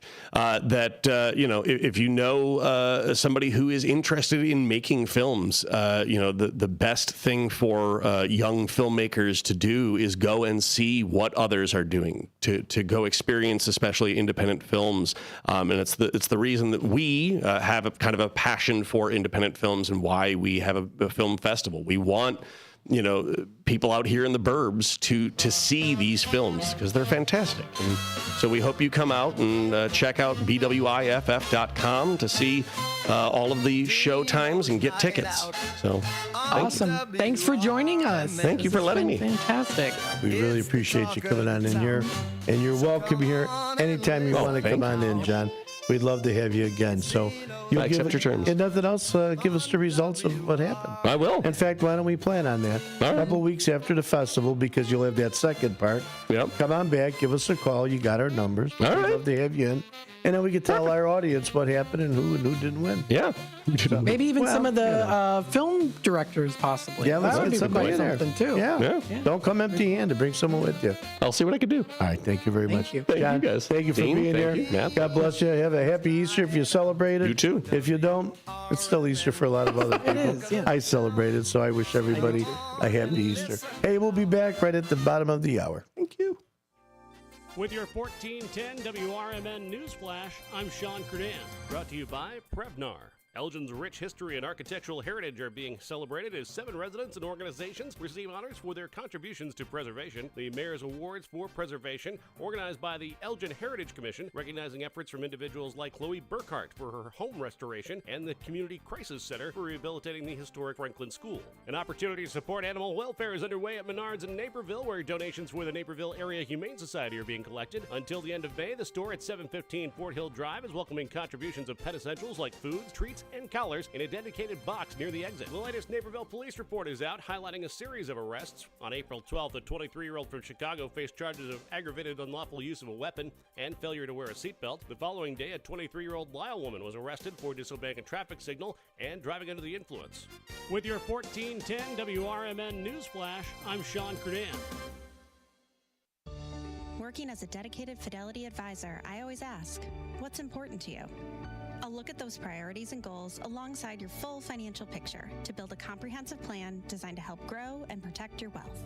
With proactive portfolio insights and an eye on taxes, I'm here to help you make the most of your money. I'm Laura Maxwell, and I'm a dedicated Fidelity advisor.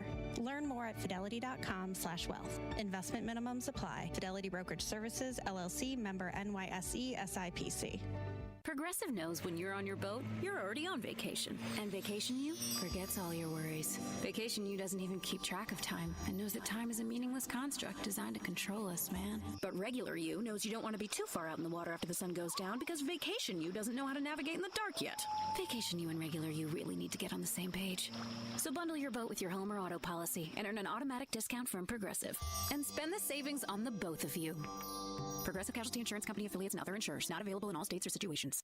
This is Larry Jones, and I'd like to talk to you about my bank, American Eagle Bank in South Elgin. Has your bank changed names in the last 10 years? Is your bank another faceless branch with headquarters in another city? Are you tired of earning next to nothing on your savings account or certificates of deposit, or does your personal banker treat you like a stranger? If you answered yes to any of those questions, then you're ready for a new banking experience, and American Eagle is the place for you. American Eagle is a locally owned independent bank that's rooted in the community, and American Eagle customers are greeted by name and treated with the respect that they deserve. American Eagle has an innovative program, Eagle Savings, that teaches your children to save while earning prizes and rewards. American Eagle offers great rates on certificates of deposit. My bank is located in South Elgin on Randall Road between the Target and Caputo's and is open Monday through Saturday.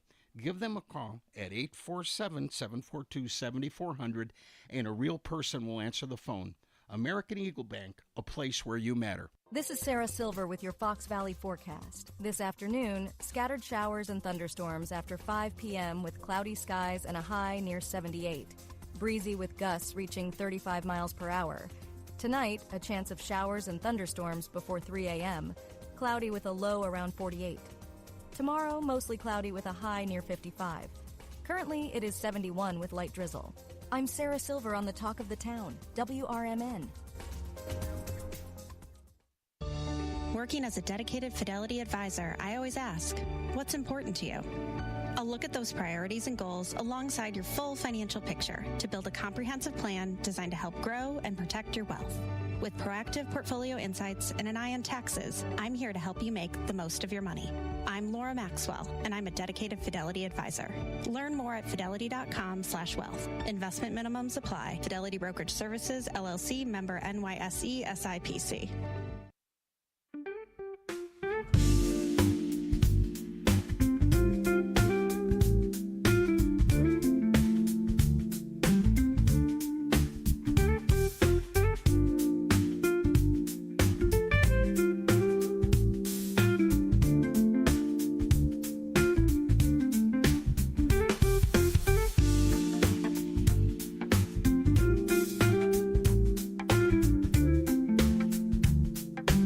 And welcome back to Dino's Night Out on WRMN 1410. The music ran a little longer this time because Matt was screwing around and he didn't have his microphone set up the right way. I think I'm going to just throw him right on. There he is. He got everything together quicker than I thought he would, but that's okay. So that was a nice guy. How about it, Matt? I What do you loved think? it. That Yeah. was great. Yeah, He has a lot of energy. He, was did a lot of talking. It's good, and I'm interested in going to this film festival. I think it's. I got to be honest with you. It's got me intrigued now because I like them little shorts. You know what I mean? You're not there too long, and okay, if it's a good one, it's a bad one. You got to give them a shot. Well, and because they're short too, it means you get if you're there for a little bit of a longer time, it's multiple different films. So it's something different each time. It's not like you're just trying to go through one whole film. And of course, there are films out there that, of course, we go to the movies to see that. But when you chop it up to where it's all these different little films, it kind of makes it more interesting in the fact that also you don't know what you're expecting, which I think is really good too. Yeah, so kind of going in with a blindfold on and seeing those films. That's why you see a lot of critically acclaimed films and, in the theaters of, it's the scariest movie ever, those type of things, because a lot of people go in and write those reviews after they go into the film completely blind, not knowing anything about the movie. So it also definitely can make the film experience more interesting if you just go in not knowing. I like the idea that the judges are there with you. Mm-hmm. In the beginning, I didn't like that. I was like, you know what? It's like stacking a deck, or maybe you can make the judge think a different way, but that's what you want. Yeah. You want the true audience reaction, participation, whatever word you want, so that they can get a clear shot of exactly what the people are looking for. You feel like you're all on the same level. Yeah, what the audience wants. Yep. And so hopefully to deliver. Absolutely. Yeah.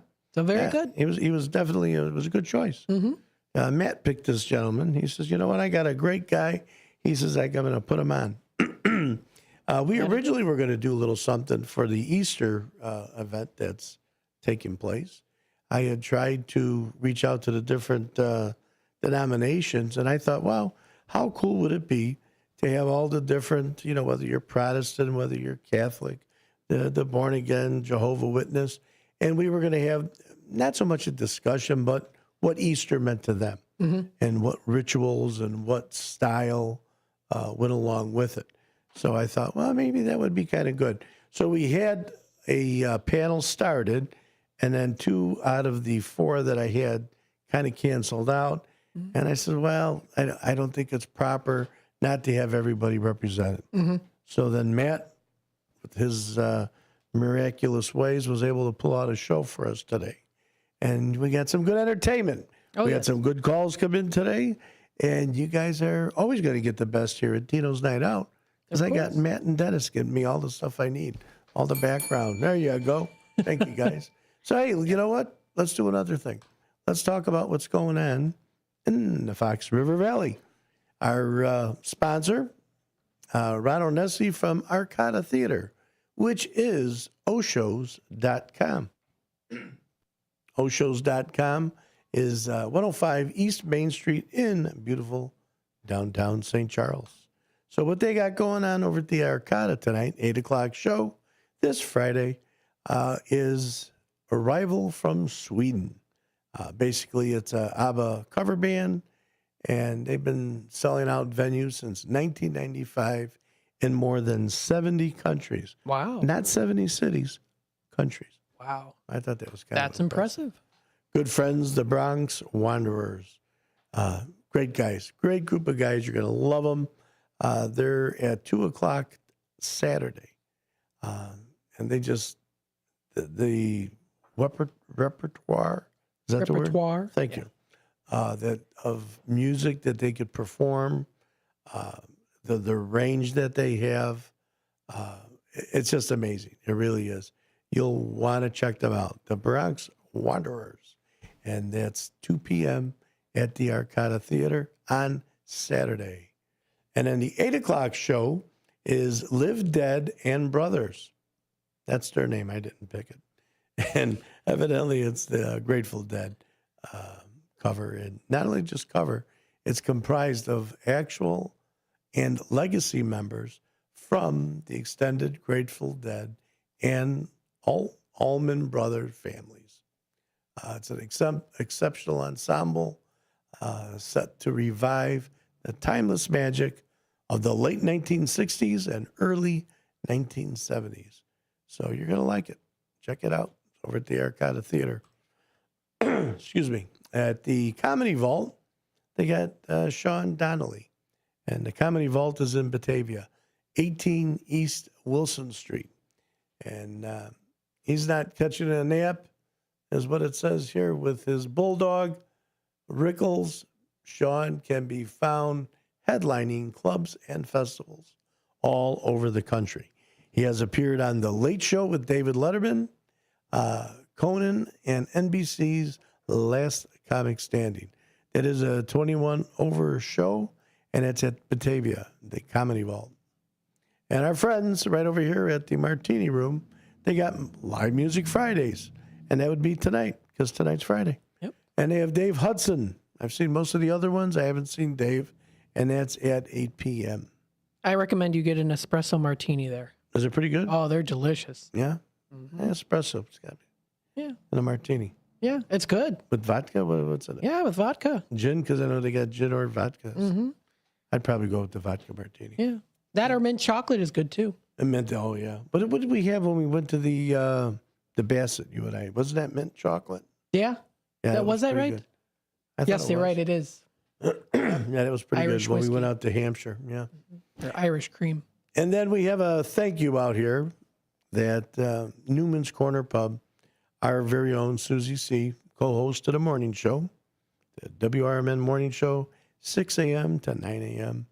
And $4,000 Wow. was raised for Megan, who was having to get a support pet because she has these seizures, and she has a service animal, pet, family member, that is trained in detecting that and could help Megan if she needs to get, some type of emergency services. Yeah. So I think that's great. Congratulations to everybody that helped out on that. Sue especially. She gave up all of her tips that night and had some celebrity bartenders there, including Matt McNeil. He was there. He was one of the celebrity bartenders. The whole crew was there. Myself, Dennis was there. Jeannie was there. It was fun. She called in earlier. She came along with us. Ben was there. So it was really a nice, very nice event. They had some mayors from the area. Mary Kay from Burlington. She worked behind the bar. I hear she did pretty good with the tips. Mayor Mike Reed from Hampshire. He was there raking in the tips, kind of beating on Guy Zambetti, or he calls him Zamboni. And Guy is the mayor, village president, all the same thing, from Gilbert's. And I'm going to tell you, the way the three of them interact and all their borders connect as well, you'd love to see it. I mean, they run their government the way they run their personalities. And they've got great personalities. They care about people. They care about their jobs, what they do. And it's something to see everybody like that. When you see local government working together, that says a lot for the person. You know what I mean? Yep. And for what they do. So we were happy about that. I mean, we were glad to be a part of it. I mean, it collected $4,000. Wow. So, I mean, that means a lot. And your love and support mean the world to me. That's what Susie C. had said to each and every one that participated. And she means it. Yes, she does. So, hey, we're going to take a short break. And when we come back, I ain't even going to tell you what we're going to talk about. But we're going to talk about a few different things. We'll talk to you very soon. Dito's Night Out. You're listening to WRMN 1410. Be back in just a few short moments.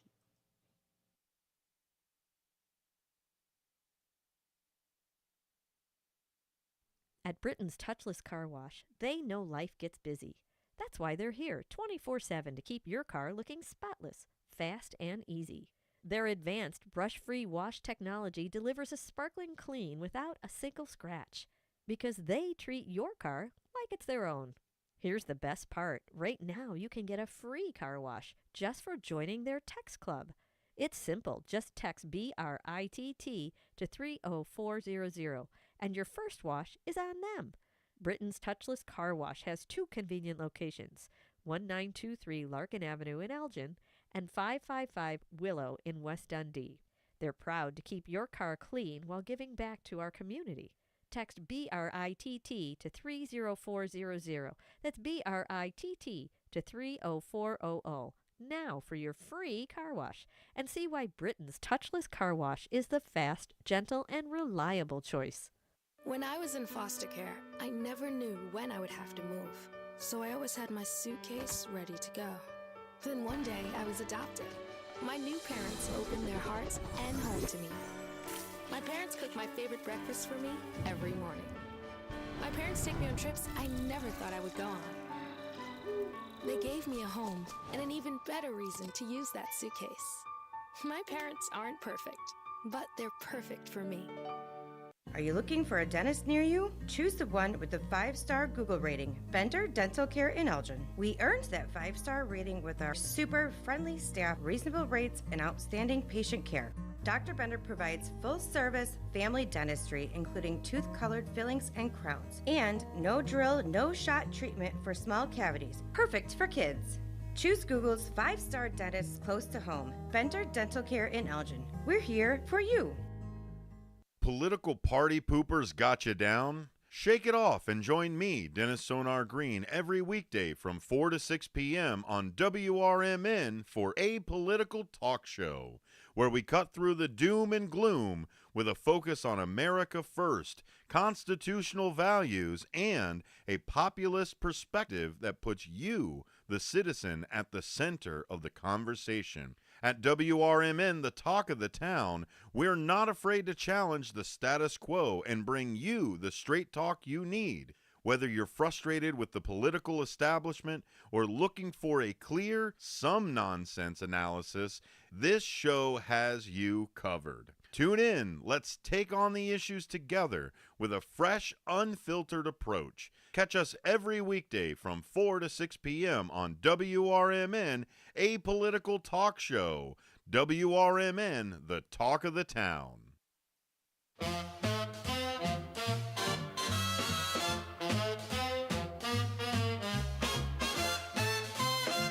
Dino's Night Out on WRMN. It's the talk of the town, so come on and listen now. It's Dino's Night Out on WRMN 1410.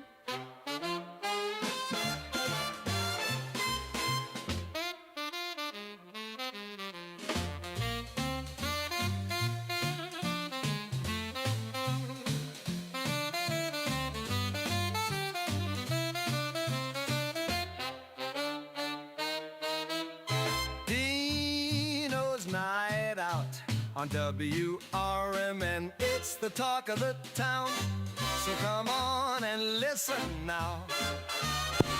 It's Dino's Night Out on WRMN. Hey, everybody, we are back. Dino's Night Out, WRMN 1410, right here live in Studio 14, 14 Douglas Avenue.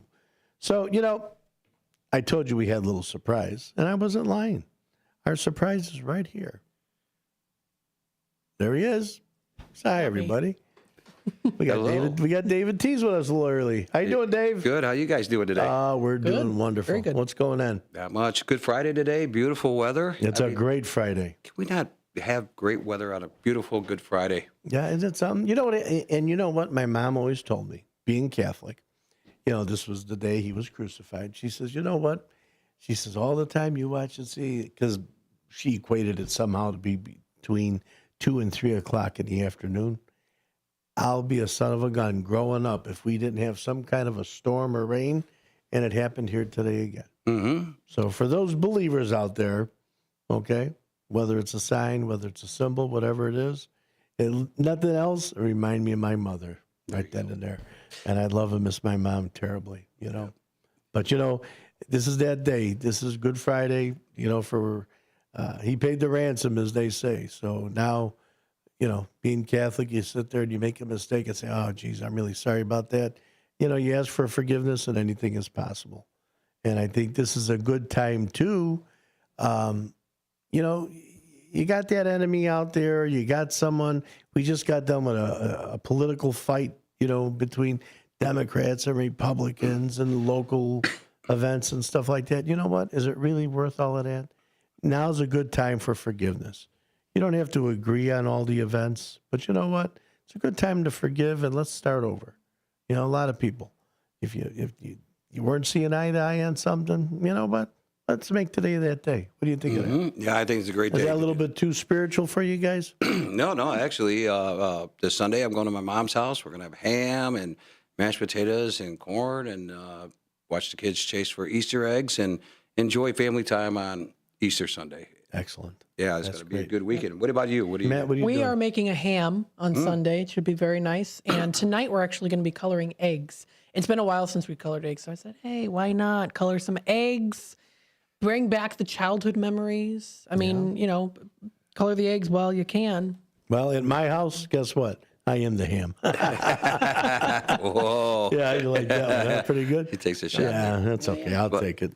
Price of eggs, though. I mean, they're coming down. I was at the store a little bit ago, and yeah, I'm happy that they're down just in time so the kids could color Easter eggs this weekend. Very fun. So I'm looking forward to it. I'm saving room for some ham, and you know they've got the nice drizzle on there that we always put. It's like it's not a brown sugar. Yeah, glaze and brown sugar. Yeah, glaze the ham. Oh, sure. It's like basting a turkey. You got to glaze that ham. All that nice brown sugars and juices and coming out and mixing the flavor together. Oh, God, I'm getting Did you go to the store and get those, what was it, PAS, P-A-A-S egg coloring, where they got the little metal bendy thing that you put the eggs in, the color dyes, and then you use a little metal spoon with the little ring around there to hold the egg? You've never used those, man? No. Yeah, they were copper at one point, and they were the hardest thing in the world to get that egg to balance on. And you would put it in this little cup or whatever you were using.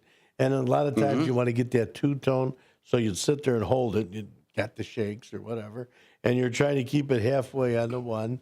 Then you take it out, you know, kind of let it dry. Then you flip it and go into someone else's color. Yeah. Yeah, PAS. P-A-A-S. Yeah, you're right. And they still make them. They're still out there. So if you want to take a jump back into the 70s, feel free to do it. Okay. You need a little bit of vinegar, and you put that the little tablet in there, and it dissolves, and there's your color. There you go. God, that's a blast, huh? Yeah, that was the good old days, you know. I mean, I don't know what they got now. They have these all kinds of. They got glitter, and they got a lot of cool stuff out there for kids to color eggs. It's just it's changed. It's changed a lot, but it's still the old school is the great way to go, right, Dino? You know what? And no matter what it is you use, whether it's new and whether it's old, it's not about that. It's about the family. It's about family getting together. If it's a religious moment for you, fine. It had nothing to do with that. If it's just about family getting together, then that's what it is. And you know what? It's also, after starting Monday, egg salad sandwiches. There you go. Lots of egg salad sandwiches. Yeah, a lot of devil in there. Yeah, that's good stuff. Yeah, Easter's a good time. Like I say, Easter's a good time to get yourself rejuvenated, a little replenished, and you get yourself fresh, that new start, and say, hey, let's give this another shot. Yep. You know, doesn't have to be New Year's, all these New Year's resolutions. You know what? New Year's, we're all adults. Could be any time we want it to be. It's when you want to make that commitment and you want to make that change. I think that's what it's all about. Absolutely. And again, the biggest thing that it's about is being with family. Family is everything. You know, we got a big family here. Over at WRMN, we are so grateful to each and every one of you that tune in and listen to us. We hope that we've held to our commitments as far as keeping live programming from 6 a.m. to 6 p.m. Some shows are better than others, like this one. I'm only kidding. A little biased. Yeah, I'm only to fill in. I do this once a week. You guys do this every single week and every single day, and I commend each and every one of you. I mean, really, I thank you starting out with Marky B and Susie C. Outstanding job they do in the morning. We got Jake that comes in periodically. Chief Anna Lally comes in. We have the detectives that come in, the cold case detectives. Then we got Matt, Ryan Seacrest, McNeil, Dennis Sonar Green, and sometimes Ben Boquist will join them. Tammy and friends. I mean, you know, we got a heck of a lineup over here. We do. I mean, we've got some good entertainment, and I hope everyone's enjoying it. Okay? Oh, yeah. And for those that you hear me beating up on the radio shopping club show, whatever it was, radio shop. You don't care enough to really remember. Radio shopping show. No, I really want to get something like that back. And we have been getting things back, but we've been getting things and just giving those things away. We've been getting a lot more advertisers, a lot more people that, want to advertise on our station because, look, last Friday, we had Tom Skilling on here. Mm-hmm. Tom friggin' Skilling on WRMN. And how cool was that? And we thank our Mayor Mike Reed was the one that put that together with Sue Castle. And boy, what a great day that was. That was. To be able to, WRMN right here in Elgin, which shouldn't surprise you. I mean, you have to realize we are in the 6th largest city in the state of Illinois. So why wouldn't you have a dynamic radio station like WRMN? Right. Mm-hmm. I mean, do you guys agree with me, or am I the only one beating the band? I agree with you 100%. I mean, when you're on the radio, how many listeners do you get average around the area on the radio? Dennis will have to pipe in on that. He's got all the analytics. Yeah. I know that our antennas reach tens of thousands. Okay. So even if you drop that down tens of thousands to give us even 1%, we got a lot of people coming in. So, there's a lot of people listening. You go on to YouTube. I don't have mine running right now. We're getting a lot of viewers. We have over, how many do we have now? 1.18 thousand subscribers. 1.18. Yeah. So that's almost 120. 1,120 subscribers. That means that push that button that said, I like you guys. I like what you're doing. So we hope we're not going to let you down. We're going to keep doing this. We're going to keep giving you great programming. We've been putting so much into the infrastructure so that we don't have the breakdowns. We had a great meeting today, great friend of mine. And I think that we are going to, Warren is going to be able to get us a backup system so when the main line does drop, because our antennas, for those of you who don't know, are in, what do you call it, Elgin, South Elgin. And so we're connected, through the internet, through a cable. So if that goes down, and Comcast has gone down, and they all go down, we're not having nothing negative to say about Comcast because we do have some good internet service here for other uses. But when it goes down, it goes down. So we're talking about getting a cellular backup, see if that works out. We had AT&T for a while. That wasn't working. So we're trying to work things up. So Warren Z, and he happens to work for Comcast. Great guy. I've known him for a lot of years. He helped us straighten things out over at the law firm. So we're kind of counting on him to do the same over here at WRMN. We want to make sure that our shows are never that they're always uninterrupted. We're working on some great things as an inspiration from Tom Skilling, and we've been working on it for the past year. You've heard me speak of it. We want to be able to give you weather updates 24 hours a day. Dennis has in his house the same setup we have here, and I have one in my house as well. One last quick thing about sucking up. That is a great tie today. Goofy and Donald Duck. That is great. I'm not sucking up, but that's how you suck up. But beautiful tie, guys. Golf time. So. Listen, everybody, thank you very much. We appreciate you listening. You're listening to WRMN 1410 right here in Studio 14 on Douglas. Wishing everybody a very happy Easter and be with your loved ones. And you know what? Take that forgiveness thing to what I'm telling you. I think it'll work out good. Have a great day. We dedicate a lot of our time to going as fast as possible. My grandpa Lou is the reason why my dad and I started racing, and I'm really proud to follow in his tracks. But when my grandpa was diagnosed with Alzheimer's, it was a very unexpected bump in the road for us. I've learned a lot on this journey with my grandpa Lou, and the memories of my grandpa will always be with me. It's important to notice if older family members are acting differently, experiencing problems with their memory, or having trouble with routine tasks. Talking about Alzheimer's can be really tough, but if you notice something, have a conversation with your loved one. Encourage them to see a doctor or offer to go with them. Early detection of Alzheimer's can give your family time to explore support services, make a plan for the future, and access available treatments. The Alzheimer's Association provides care, support, and research to help you take control of the situation with your family and manage the disease together. If you or your family are noticing changes, it could be Alzheimer's. Talk about seeing a doctor together. Visit alz.org/time to talk. A message from the Alzheimer's Association and the Ad Council. Your hometown radio station since 1949. We are WRMN AM 1410, Elgin time, 4 o'clock. This is WRMN News. Hello, I'm Dennis Green. A city in Illinois is dealing with an unusual problem, missing manhole covers. The cast iron covers can weigh up to 120 pounds each and cost about $150 to replace. Police believe the motive for the thefts could be scrap metal, but cast iron goes for about 10 cents a pound, so hardly a gold mine. 6 of them have gone missing in Gurnee. Detectives are now reviewing surveillance footage and contacting salvage yards, but so far there have been no arrests. Public Works crews have been replacing the missing covers to avoid injuries, but residents are still being reminded to watch their step.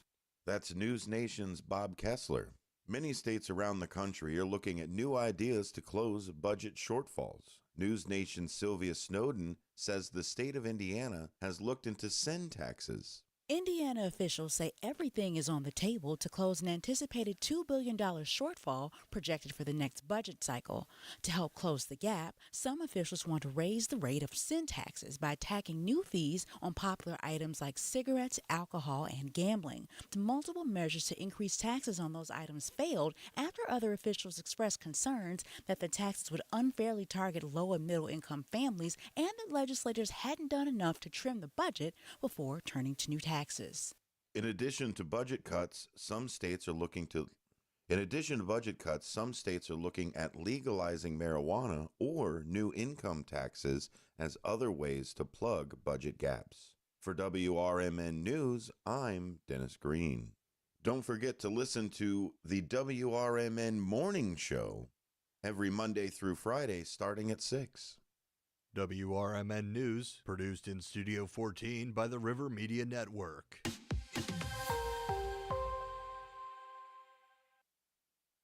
From the pages of the Elgin newspapers of 100 years ago today, these are the headlines brought to you by the Elgin History Museum. This is Alan Walters reporting the Elgin News from April 18, 1925. Interesting facts are given regarding the watch factory. Interesting facts regarding equipment and apparatus of the watch factory are given in the current issue of the Watchword. For example, did you know there are 3,773 operations in making a 23-jewel watch? Did you know if the benches in use at the watch factory, both single and double, were laid end to end, they would extend from Fountain Square almost to Dundee? Or that if the belting in use at the big shop were laid end to end, it would follow the Fox River Trail nearly to Aurora. Are you aware of the fact that a single trip through the shop is equivalent to walking to a point 1 mile beyond South Elgin? Have you ever been told the floor space in the watch factory is approximately 13.4 acres? Major Joseph B. Caughey, whose major duty it is to escort visitors through the factory, tells us that he figures the distance he covers in one of his complete tours is 4 miles. Rather a good daily workout, don't you think? Especially when you are going up and down, in and around machinery and benches, and stopping here and there to explain this and that. As of April 1st, there were 4,216 watch factory employees, with 62 more women than men working at Father Time's plant. Elgin 100 Years Ago is a presentation of the Elgin History Museum. Be sure to visit the museum located at 360 Park Street in Elgin, open Wednesday through Saturdays 11 to 4. You can also listen to Elgin 100 Years Ago at www.elginhistory.org. This is Sarah Silver with your Fox Valley forecast. This afternoon, scattered showers and thunderstorms after 5 p.m. with cloudy skies and a high near 78. Breezy with gusts reaching 35 miles per hour. Tonight, a chance of showers and thunderstorms before 3 a.m. Cloudy with a low around 48. Tomorrow, mostly cloudy with a high near 55. Currently, it is 71 with light drizzle. I'm Sarah Silver on the Talk of the Town, WRMN. Working as a dedicated Fidelity advisor, I always ask, what's important to you? I'll look at those priorities and goals alongside your full financial picture to build a comprehensive plan designed to help grow and protect your wealth. With proactive portfolio insights and an eye on taxes, I'm here to help you make the most of your money. I'm Laura Maxwell, and I'm a dedicated Fidelity advisor. Learn more at fidelity.com/wealth. Investment minimums apply. Fidelity Brokerage Services, LLC, member NYSE, SIPC. Welcome to WRMN, your trusted voice in the Fox River Valley for over 75 years. We bring you fact-based news, good faith discussions, and entertainment that brings people together. From national headlines to local stories, WRMN is your home for thoughtful dialogue and community engagement. No matter the time of day, where you're listening from, or who you are always welcome here. Thanks for making us a part of your day. This is the Talk of the Town, WRMN. It's always exciting to hear Elgin business owners like Tanner Melvin of Side Street Studios share positivity about the local community. Elgin is on its way, and it has been, and sometimes, we got set back, the pandemic, and it's been rough. Everyone has felt it, and in so many different ways. What we're trying to do is a lot of hand-holding and shoulder rubbing and being like, it's okay. Mm-hmm. We're trying to get this town a lot more money. We're very lucky to live in this community right now. There's nothing like this around here. Feel the positive power of the first shift with me, Marky B, weekday mornings on WRMN.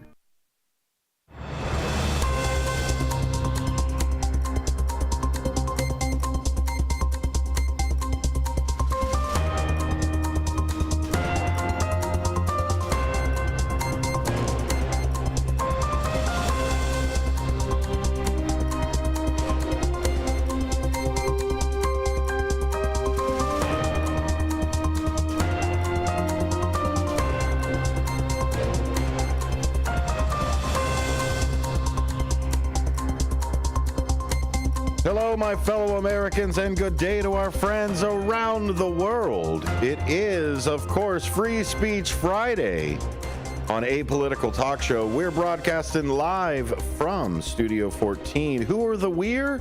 Well, that's me, Dennis Sonar Green, your host of Apolitical Talk Show, but also I've got two of the usual suspects here from the Free Speech Friday panel. That, of course, is David Tease and Elliot Serrano. Thank you both for being here. Thank you. I want to wish everybody a happy day today, this day when we remember how he came to our planet, sent by his father to stand up for the oppressed and show us how to live a better life, among other things. And by that, I mean Kal-El, Superman. Happy Superman Day, everyone. I thought you were going to say the J Dude. The J Dude too, but Superman has better marketing right now. It is legitimately Superman Day today, actually. Oh, is it? Yeah, they released a new Superman trailer and all that, but this is the day when they talk about the creation of Superman by Jerry Siegel and Joel Shuster. There's a new Superman movie. There's a new wow. The marketing has not reached you. No, it has not. Wow. The tariffs have, but not Superman. Maybe that's why the marketing hasn't made it yet. The flyers are still needed to be offloaded off the ship.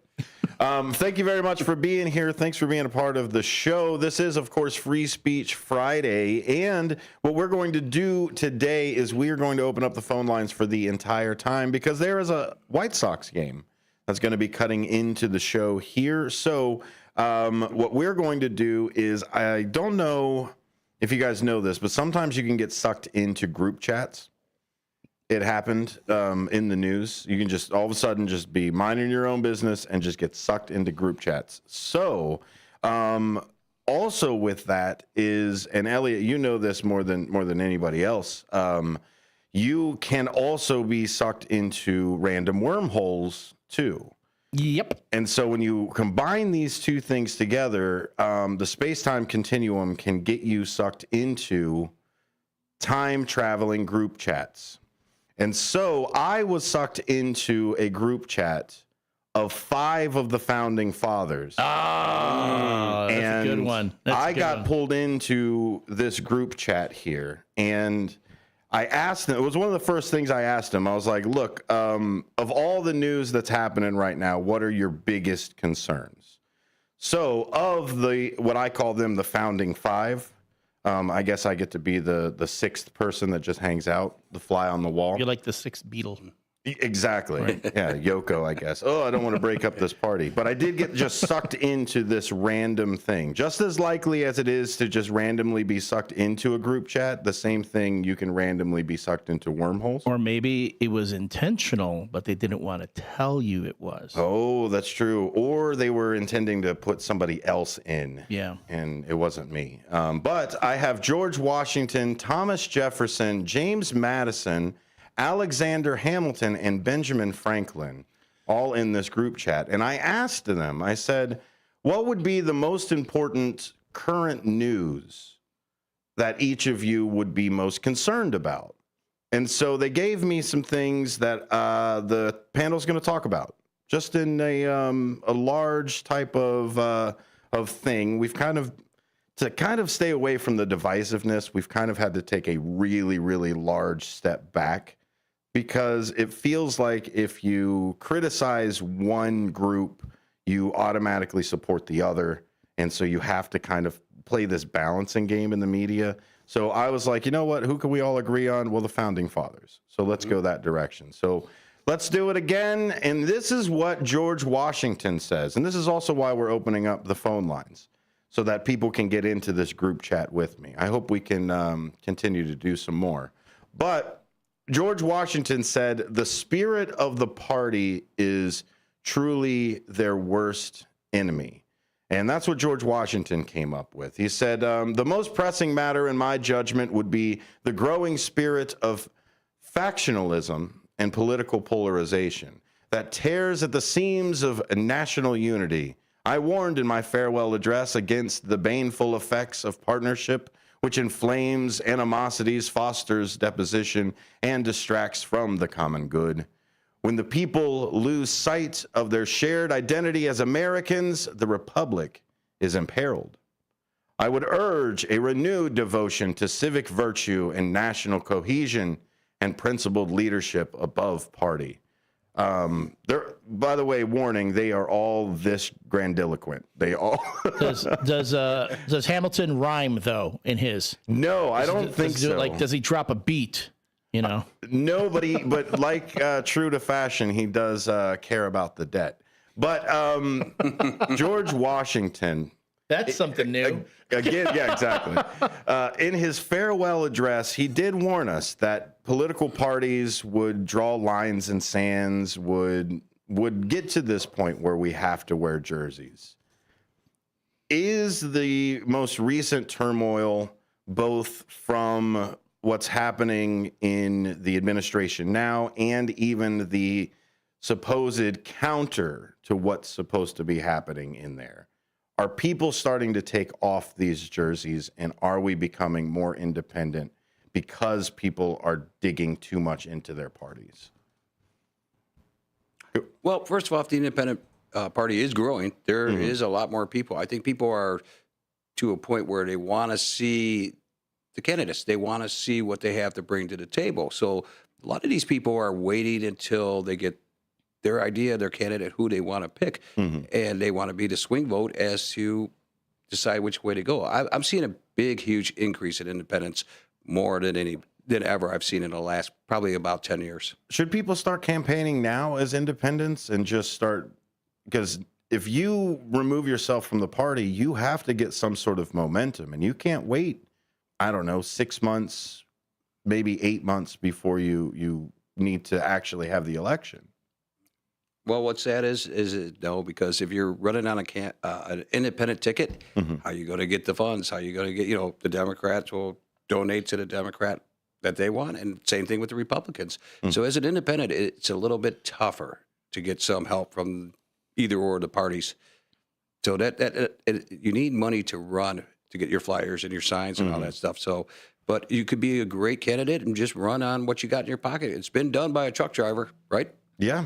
Absolutely. Elliot, if I'm an independent, do I start now? Do I start distinguishing myself away from either one? Yeah. No, I mean, if you're in the party, you're already looking at 18 months of campaigning. Yeah, somewhere around there. Somewhere there. So if you're not in any, why not get started now? Get out there, get your face out there. Because if there's anything that we've learned from these last few elections, It's all about people recognize, they recognize your name, they know your face. And in a lot of cases, that's what they'll vote on. And if you're an independent, you also can, you can not only campaign, but you can start making the issues. You can start talking about the issues that others aren't talking about. You can play the quarterbacking thing. Look, this is what they did here. This is what they've done there. This is what could have been done, what should have been done. And then you start laying the groundwork. Yes, you don't have a whole lot of money, right? You can't get those lawn signs and such, but nothing's stopping you from getting out in the streets, going to those county fairs, going to those committee meetings, the just being out there and getting yourself known. Plus, hey, there's free media too. Yeah. You have local radio stations. You have and you have social media. So yes, it's a challenge. And also another thing we've learned that not the one that has the most money doesn't necessarily win the election. That's very true. Yeah. Record-breaking funds coming in, and you still can't win. Oh, what does that tell you about your party? Right. Well, look at 2 days ago, Amy Johnson, or is that her name? She said on the Marquee Show that she's running for Kane County Sheriff. She announced that, 2 days ago, and now she's starting. I don't know if she's either party, but she announced it, so that means she's starting her campaign now. And there's a lot of people doing that. So let's talk about the good things about the party. We have to have, if there wasn't a market for it, it wouldn't happen, right? There is going to be a party. Rather warning against it or whatever it is, there is going to eventually be tribalism. Do I change what my party looks like from changing the leadership and running for leadership within the party? Or do I stay fringe and just continue to take the funds? What's the better choice for somebody who may have an independent mind or may want change, but also doesn't want to completely abandon the party that helped them? One of the things is right now you're going to see Democrats flip it over to the Republican side and vice versa. Some of them I try to do the independent side and then towards the end make their changes.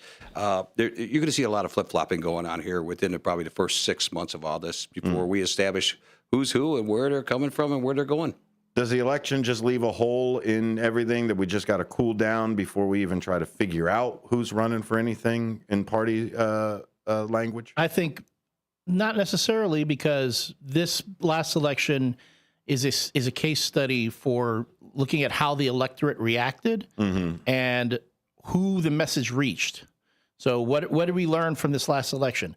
There's a lot of stuff that was being said that for some reason just didn't reach the populations that it needed to. Why was that? So if you're really smart, again, this is where you have your party should get your folks who are good at the marketing, get folks who are good at analyzing data, get those all that market data in, just so you can see, okay, this is what we did, this is what happened, this is what worked, this is what didn't work. Because a lot of, if anything, this one showed that traditional media did not work, and they tried pivoting towards going on podcasts and doing TikTok and all that, which was nice, but it probably wasn't done as effectively as it could have been. Yeah, I don't think they really leaned into it. I think they kind of played a 50-50 type of role, because I don't think they, for the Democrats, I think what they did is they spent too much time in traditional media to pull moderates. Instead of leaning into a base that just doesn't get up off the couch, that feels disenfranchised, instead of pulling them in, whether they were red or blue, and saying, look, you want change? I get it. I am the incumbent, but I'm not like them. And I think not having to play that change card, which has helped every single time since after Bush, since Obama coming in, change has always been the message that has won. The hopey changey. Exactly. hope and change. Hope and change. I'm hoping for some change. Hope in one hand, change in another. See what does that? No, never mind. You're listening to Apolitical Talk Show. We'll come back after this. Thomas Jefferson still weighs in. He's talking about some liberty and other things. Madison is still concerned about the accumulation of powers. And of course, Benjamin Franklin's going to wave his finger at all of us like he always does. I got sucked into a wormhole group chat of 5 founding fathers. We're going to discuss what their biggest issues of today are. You're listening to Free Speech Friday here on A Political Talk Show on WRMN.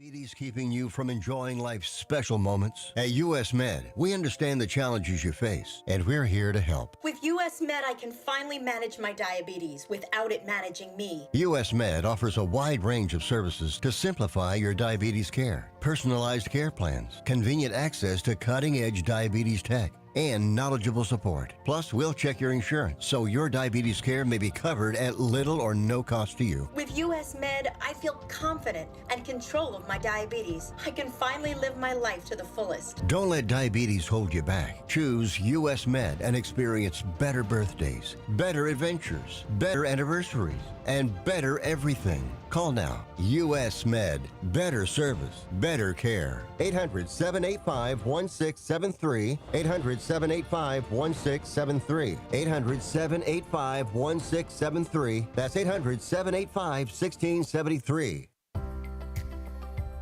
Ready to tackle your junk piles? Call the Junk Luggers. From old furniture to entire cleanouts, we do the heavy lifting. And here's the best part. We rehome and recycle as much as possible to keep it all out of landfills. Feel good about your cleanout the green way. Call 1-800-LUG-JUNK or visit junkluggers.com today for your eco-friendly, stress-free service.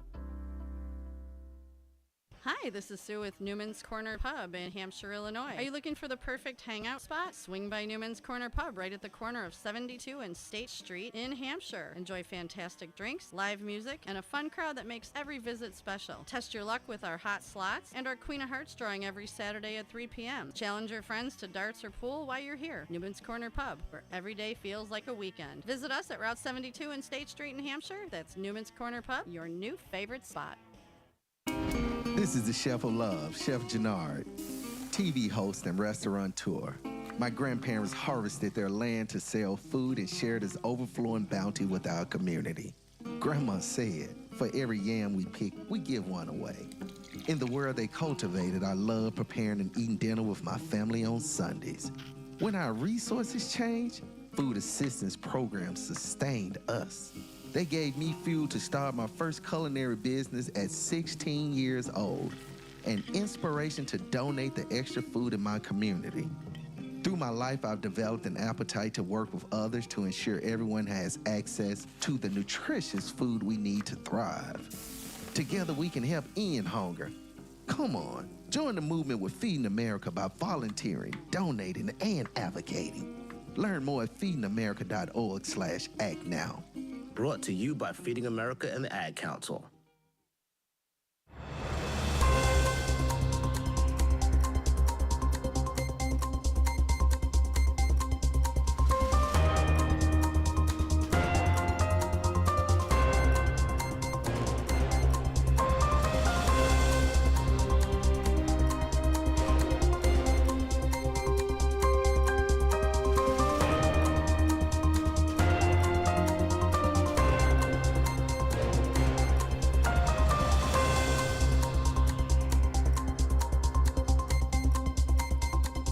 Hello and welcome back to A Political Talk Show here on WRMN. I got two gentlemen with me that are normally here on Free Speech Fridays. That would be David Tease and Elliot Serrano. My name is Dennis Sonar Green, and I got sucked into a group chat. No, not a signal chat. Not a national defense chat. A group chat of 5 founding fathers. Just as likely as it is that some random phone person from an editor can get randomly sucked into a group chat, so is it that I could randomly be sucked into a wormhole group chat. Yeah, and the thing that gets me is that, mind you, while we were on the commercial break, you were asking questions of the founding fathers. Not one of them had said, "Who's this?" Was this? Like, why? Who's this guy in our chat? Like, did you invite him? Was it you, Hamilton? Just putting in randos? No, it's Franklin. Wasn't it? It was you, Franklin. Oh my goodness! I don't know what's in his little black book, Benjamin Franklin. My goodness! Didn't that just happen a little bit ago about some type of defense plan or something like that? Somebody got invited into a group chat. See, it's just as likely that I would get sucked into this one. And I'm going to tell you, I don't believe in its efficacy. I don't believe it was accurate. I saw those pictures. Mm-hmm. That is not Robert Downey Jr. in a Dr. Doom costume. I doubt it. I think it's all fake. It's AI. So just so you know, Mr. T's, the nation is safe. Okay, good. It's safe. We talked to George Washington a little bit, and we asked the whole group, all 5 of them, and we asked them what in the news is most concerning to them. They didn't give me any real specifics. They didn't turn around and be like, "Hey, do you know what's happening in Cambodia right now?" Like, they didn't turn around like that. They turned around and was more of a general idea of things. And if you'd like to jump in, ask the founding fathers a question or two. We'll do that here probably once we get through all of these here. But 847-931-1410 if you want to jump into the conversation. Next on up is Thomas Jefferson. We were just asking him about gun control during the break. We might have to bring that up. He gave a very good answer, I thought. And again, as someone who is, I will say I am a liberal with some conservative tendencies, but I'm a liberal. Mm-hmm. I understand the Second Amendment, and I respect the right to bear arms. I respect it, especially for the reasons given by the Founding Fathers. At the same time, if you say you want to have guns to protect you from the government, that puts you, that sends you, you're going to be going to that camp where out there, not even Guantanamo anymore. You're going to get to go to El Salvador at that point. Homegrown. Yeah. You will be classified as homegrown terrorist. But it's the Second Amendment. I guess the Constitution doesn't matter. And I think you're in the same vein as what Thomas Jefferson had put into the group chat here. Not so much the emojis with this guy over here. I'll tell you, Hamilton, all over them emojis. Is he sending eggplant peach emojis? No. Because that's what I would expect. I'm sorry. Fist bump, American flag. I'm sorry. That would be Franklin. Franklin's all about the peaches. Like Pikachu. That's what they said. Yeah, they're chasing Pikachu around. And we'll ask this question before we go to break here, and maybe get a little bit to talk about. Thomas Jefferson says the biggest thing for him is the natural progress of things is for liberty to yield and for government to gain ground. I would cast my chief concern upon the erosion of individual liberty and privacy, particularly through unchecked government surveillance, censorship, and the consolidation of power in distinct institutions. The centralization of authority, whether in federal hands or corporate empires, breeds despotism, if not held in check. The people must remain ever vigilant, educated, and empowered to resist such encroachments.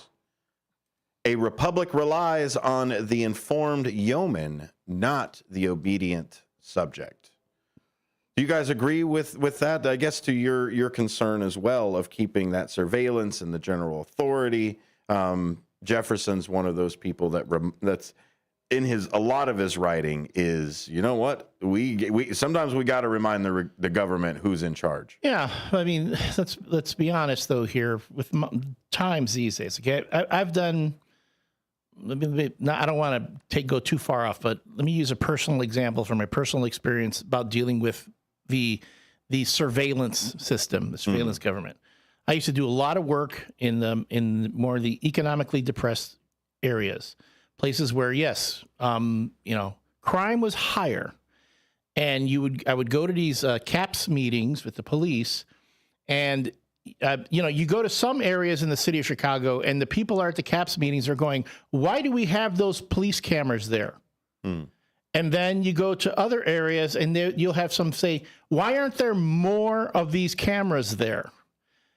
Can you guess which areas wanted more cameras and which areas wanted less?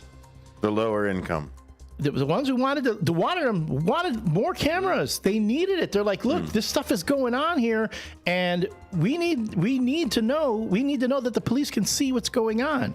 Again, it's kind of like willing to give up a little bit for security. And on the one hand, you go, wow, why? How could you do that? On the other, you're like, hey, it's happening. I can see why. Is Benjamin Franklin texting you too? Is that what's happening around here? Well, he's sending me pictures of things. It's not.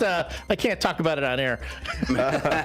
Well, when in France, do as the French. But anyway, thanks for listening. Apolitical Talk Show. We'll come back. We'll talk with James Madison, Alexander Hamilton, and get a big wag of the finger. Exactly what Elliot's talking about here from Benjamin Franklin.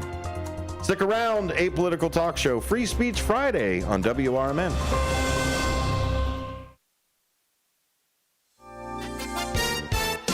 With your 1410 WRMN News Flash, I'm Sean Curdan.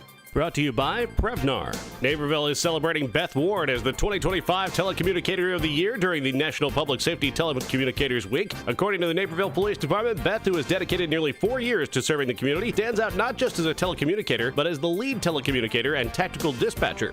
Kane County Undersheriff Amy Johnson is preparing to run for sheriff in 2026, backed by outgoing Sheriff Ron Hain. Johnson, who first joined the sheriff's office in 2004, is seeking the Democratic nomination, and her bid marks a significant chapter as she aims to become the first woman to be elected Kane County Sheriff. The U46 Educational Foundation is hosting its 5th annual 5K Walk for Autism Acceptance on Saturday, April 26th at Centennial Elementary School, 234 East Stearns Road in Bartlett. The event is scheduled to run from 9:30 a.m. until 11:30 a.m. With your 1410 WRMN News Flash, I'm Sean Curdan.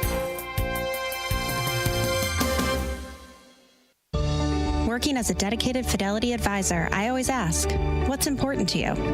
I'll look at those priorities and goals alongside your full financial picture to build a comprehensive plan designed to help grow and protect your wealth. With proactive portfolio insights and an eye on taxes, I'm here to help you make the most of your money. I'm Laura Maxwell, and I'm a dedicated Fidelity advisor. Learn more at fidelity.com/wealth. Investment minimums apply. Fidelity Brokerage Services, LLC, member NYSE, SIPC. Progressive knows when you're on your boat, you're already on vacation. And Vacation You forgets all your worries. Vacation You doesn't even keep track of time and knows that time is a meaningless construct designed to control us, man. But Regular You knows you don't want to be too far out in the water after the sun goes down because Vacation You doesn't know how to navigate in the dark yet. Vacation You and Regular You really need to get on the same page. So bundle your boat with your home or auto policy and earn an automatic discount from Progressive. And spend the savings on the both of you. Progressive Casualty Insurance Company affiliates and other insurers. Not available in all states or situations. Are you dreaming of a getaway? Want to leave the stress of daily life behind? Whether it's a relaxing cruise or an adventurous land escape, planning the perfect vacation doesn't have to be a hassle. At Cruises International, they specialize in vacation destinations, land and sea, making your dreams come true. Located at 1721 Moon Lake Boulevard in Hoffman Estates, Cruises International isn't just about booking travel. They're your personal concierge, trusted travel advisor, and advocate. Your preferences are unique, and they'll take the time to understand exactly what you're looking for. From personalized service to their global network of specialists, they ensure that your vacation is tailor-made just for you. It's time to plan the vacation of a lifetime. Call 800-255-7447. That's 800-255-7447 today and speak to a cruise and vacation expert. Cruises International. It's time to set sail to your dream destination. This is Sarah Silver with your Fox Valley forecast. This afternoon, a strong chance of showers and thunderstorms with cloudy skies and a high near 64. Temperatures falling to around 57. Gusty winds with speeds up to 35 miles per hour. Tonight, scattered showers and thunderstorms likely. Mostly cloudy with a low around 56. Currently, it is 57 and overcast. I'm Sarah Silver on the Talk of the Town, WRMN. Progressive knows when you're in your RV, you're already on vacation. That's when you become Vacation You, who just camped where there's absolutely no shade. Even though Regular You burns easily. In fact, Vacation You burns too, but is too stubborn to admit it, which is why Regular You gets in trouble at the dermatologist because Vacation You doesn't do doctors. So bundle your RV with your home or auto policy and earn an automatic discount from Progressive. And spend the savings on the both of you. Progressive Casualty Insurance Company affiliates and other insurers. Not available in all states or situations.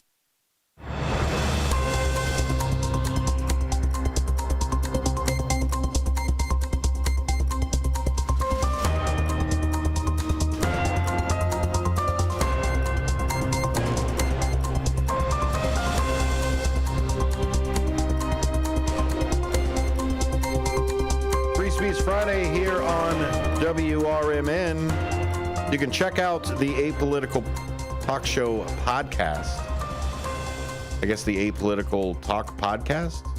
Apolitical podcast? I don't know. We'll see. All of that branding happens in the off hours, not on the air. Just like math. We don't do the math on the air. Joining me today is two people that are usually on our Free Speech Friday panel, and that is David Tease and Elliot Serrano. Thank you both for being here. You're welcome. We love being here on a Friday. Good Friday, actually. Good Friday. Happy Superman Day, everyone. I know. I'm not saying it's ironic that Good Friday and Superman Day fall on the same day this year. When does the movie officially come out? It comes July 27th. That's a long time. No, I'm sorry. That's when the Fantastic Four movie comes out. The Superman movie comes out beforehand. I think July 12th or something like that. I forget. Like the first or second week. No, the week after the 4th. Is that the only summer blockbuster that's going on? Is DC over there? Is there anything else? 2 Marvel movies this year. Ooh. Thunderbolts on May 2nd. That's the Marvel movie That looks fun. that comes out on my birthday. So Marvel always gives me a movie on my birthday. And then, of course, Fantastic Four, which comes out in July. And then the Superman is the one. You know what's a funny thing about the marketing of the Superman movie is that they're if you look at it, they don't call it Superman. They just put the symbol up.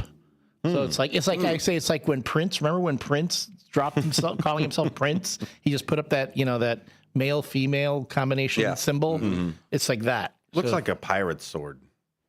You talking about the Prince or the Prince? Yeah, the Prince. Okay, yes, it did. It did look like that. Well, the Superman logo's been around since the 50s? It's TV. 1930s. The 1930s, yeah, with the comics, and then they had a TV. Superman so everybody knows the symbol. Superman logo second base. Yeah. Superman, but it has evolved over the years. It's changed a lot since the very first Superman symbol was just a triangle with an S in the middle of it, and Superman looked more like a circus strongman. He literally had little, he was wearing ballet slippers with the little ties around his ankles. But he was a circus strongman and with a cape. Hence why the trunks are on the outside. It's supposed to mean Wonder Woman. There you go. Wonder Woman. Well, Wonder Woman. So if you want to go there, Wonder Woman was in the beginning. I mean, it's changed over time, and thankfully so. But Wonder Woman was about bondage. Was about the lasso. Yeah, sexual repression and bondage. Yeah, that was the whole thing. That the guy who created Wonder Woman was kind of kinky that way. We went from PG to R right away here. Right away. Well, who else can use their cuffs to block bullets? Yeah. I mean, well, there honestly. is the okay. I'm not. There's the founding fathers. PG. PG. Elliot. I wanted to ask Benjamin Franklin what he thinks about Wonder Woman. Yeah. So founding fathers who would hide pictures of ankles under their pillows. Let's talk a little bit about Benjamin Franklin. I don't know if you guys are caught up with this weird, bizarre thing that happened to me, you listeners that just jumped in. But I got sucked into a group chat with 5 founding fathers because you just get right there, boom. That was the sound. Benjamin Franklin, to what Elliot was talking about before, and we'll rope in David with this one too, because it kind of goes along with what Thomas Jefferson had talked about, of that erosion of liberty in things. And this is where Benjamin Franklin wags our finger at us, because he always does, even from the past. They who can give up essential liberty to obtain a little temporary safety deserve neither liberty nor safety. Now, by all means, all these guys were idealistic, especially because the only thing we have are their writings. We don't have that's not really what I meant. He says, I would fix my gaze upon the decline of civic virtue and public discourse, particularly in the age of digital mobs, disinformation, and dwindling reason. The pursuit of knowledge, civil debate, and communal responsibility have given way to sensationalism and division. I would champion the revival of education, critical thought, and tolerance, for without them, a free society cannot endure. Liberty and self-government demand a populace both informed and benevolent. Dave, that goes a little bit into what Thomas Jefferson had put in there of the natural progress of things is for liberty to yield to government. Is that what we constantly fight for? This tug of war back and forth? And do we deserve no safety if we give up liberty for safety? No, we got to keep our liberty. And we also got to stay safe. I mean, the Second Amendment was there to stop countries from attacking us and from our own government to try to take over, to stay free, to stay independent. Now, after World War II was our biggest world war, where we actually had to protect our country and ourselves from being invaded because Japan attacked us at Pearl Harbor. And if they got into our country, we'd have to bear arms and fight for our country. Yeah, what didn't they say that we weren't invaded because there would be a gun behind every blade of grass? Yeah, but nowadays, I mean, I think that's out the window. Now we're fighting for our safety, what's going on in our neighborhoods, in our cities. I think that's where we have a big turn with all of this stuff. So I don't think we're fighting liberty from our government. We're fighting for our safety. And that's very important nowadays. And where do we draw that line, Elliot? What's liberty? What's safe? What's freedom? What are we paying for, right? Oh, see, the irony is that the Second Amendment is what makes it so easy for gang members to get guns. Okay. You know, the fact that the United States of America, we own more guns per capita than any other nation on the planet. But you don't think that the bad guys would stand up against a tyrannical government? Well, they haven't yet. No, You have. I mean, the thing that astounds me, you have the state of Texas, which is all Second Amendment, and the government can't infringe on me. And the state of Texas literally is making it legal for them to go into a home and take your kid from you if you're giving them gender-affirming care. I'm like, I live in Texas. If you're going to come and take my kid, okay, trust me, I live in Texas, and I'm ready for you. So, the Second Amendment folks are that to me is. I'm sorry. You can miss me with that, as the kids say. Miss me with that. To another point, though, I will say this.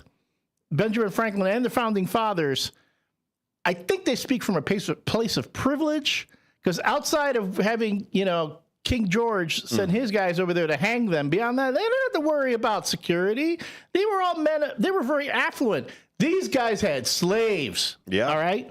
So for them to go, well, if you don't live like this, then you probably don't deserve that. I'm like, dude, you're the ones in charge. Of course. Well, we definitely walk back in time and see that most of these things, even as far back as the Magna Carta, or if you want to look at the Articles of the Confederacy, before we had the Constitution, they were all about white landowning citizens. And I think to not kind of just like poo-poo on your point on that. I'll leave that to the Native Americans. Yeah. the truth and the ideology stays true. We've all met people that don't practice what they preach, but that doesn't make what they preach any less truthful, I think. And by all means, terrible thing to own people. It is also terrible to perpetuate the economic class structure and everything else. I mean, even going all the way back to, like we said, the Magna Carta and everything, that wasn't for the regular peasants, as J.D. Vance would say. It was about the affluent people, the nobles that would be taxed, because at that point peasants didn't have anything to tax. So I do understand where you're coming from. No, and at the that side, there are points for that, though. I will say there are points for that, and also the educated. Back to that, there was a certain class who didn't get educated. So, do you really want the uneducated voting? I'll just leave that hanging there. Well, it depends on if you love the poorly educated. There you go. Well, I mean, Illinois has the toughest gun laws, I think, in the nation. And but guys are still getting guns. Because Indiana has crappy gun laws, right? And we're right next to each other, especially Chicago. Exactly. There's no background checks. I mean, you could go to Kentucky or Tennessee, and on the interstate, they're selling guns with no background checks. I mean, this is where they're getting the guns and bringing them in here. While people do it the right way, they get their FOID card. They register their weapons. They do it all. These guys are just grabbing them and just bringing them into our cities and our communities, and that's where our safety is being really in jeopardy every day, day by day. But now you're turning around and you're giving up your Fourth Amendment and the search and seizure and being able to just be like, hey, you got a gun on you? Let me see. Like, you're giving up the I can be stopped at any point, the stop and frisk, to see if you have a gun on you, to enforce more of a Second Amendment approach of being more free for I think things. You're kind of playing as war with it. Go ahead, Adam. I don't know, but I'm pretty sure the word regulated militia is in that Second Amendment. That's very true. I mean, I'm all for it. But if you want to have guns, you want to be armed, you need to be part of a well-regulated militia. The word regulation is in the Second Amendment. It's in there. And for the longest time, it meant regulated until Samuel, not Alito, the guy from the Supreme Court who passed away a few years back, went in and just turned the whole thing on its head. And they changed what it meant between Citizens United and what they changed with the Second Amendment, meaning you can pretty much have anything you want. All right? It's been, to me, you need to stop. Okay, side street, we need to stop calling it gun control and call it what it should be, gun regulation. You want to have guns? Hey, you can have guns. That's your right. It's guaranteed by the Constitution. But the Constitution also says they must be regulated. You must be regulated. You need to know how to use that gun. You need to go to class. You need to be part of a group so that you can be ready to use it properly and not just have teenagers running around the street with guns. And the way you stop it, instead of illegal search and seizures, you got the toughest gun laws. You make tougher crime punishments to put a stop to this. That's the only way you're going to stop it. You can't just stop anybody on the street and say, you got a gun on you, but you got to make those laws and stick with those laws. Mr. Tees, here's again, I'm going to go back to the reality of what I worked with. I've talked to these kids in jail, these kids who have been in shootings, who have shot others, who've been in gangs. They don't expect to live past 18. If they leave, I talked to one kid, did a program with him, got to know him for a week, got really attached to him. The day he went home, he got shot by some other kids that they knew he got out. These kids don't think they're going to live.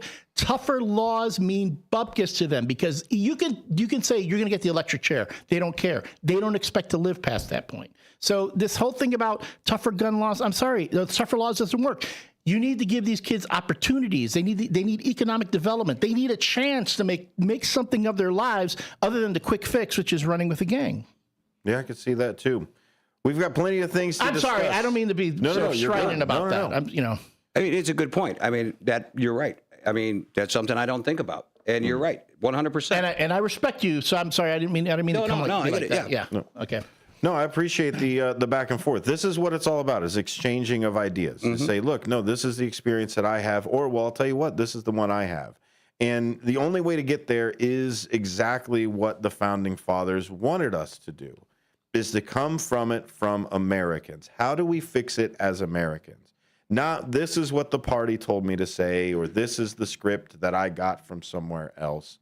When we talked about with what Benjamin Franklin had put over in there, he said that pursuit of knowledge, that civil debate, that communal responsibility, that recognition that we have an issue. I think there's a lot of people that want to turn around and bury their heads in the sand about issues and not even turn around and say, look, this is a problem. Well, I don't know what you're talking about. To the same gun side of things that we're going right now, everybody wants to have a big to-do about riots and burning Teslas and things. But when the president is told, what do you have any comments on the school shooting? Well, that happens. And that's the return back, is not, okay, vandalism happens. It's, well, you know what, school shootings happen. So I think not recognizing problems may be our first step for things. And that the discourse that you guys just demonstrated on it, I think crosses that bridge and says, no, there is an issue. Now let's look about solutions instead of just talking about the issue. I mean, the solutions are there. The problem is that they're not easy fixes. They take time. It takes a hell of a lot of investment of time and money. And that is something that these days we're just not comfortable with that idea. We're not comfortable with the idea of, because yes, we do spend a lot of money on things and it ends up, wow, that just didn't work. But at the same time, what's the alternative?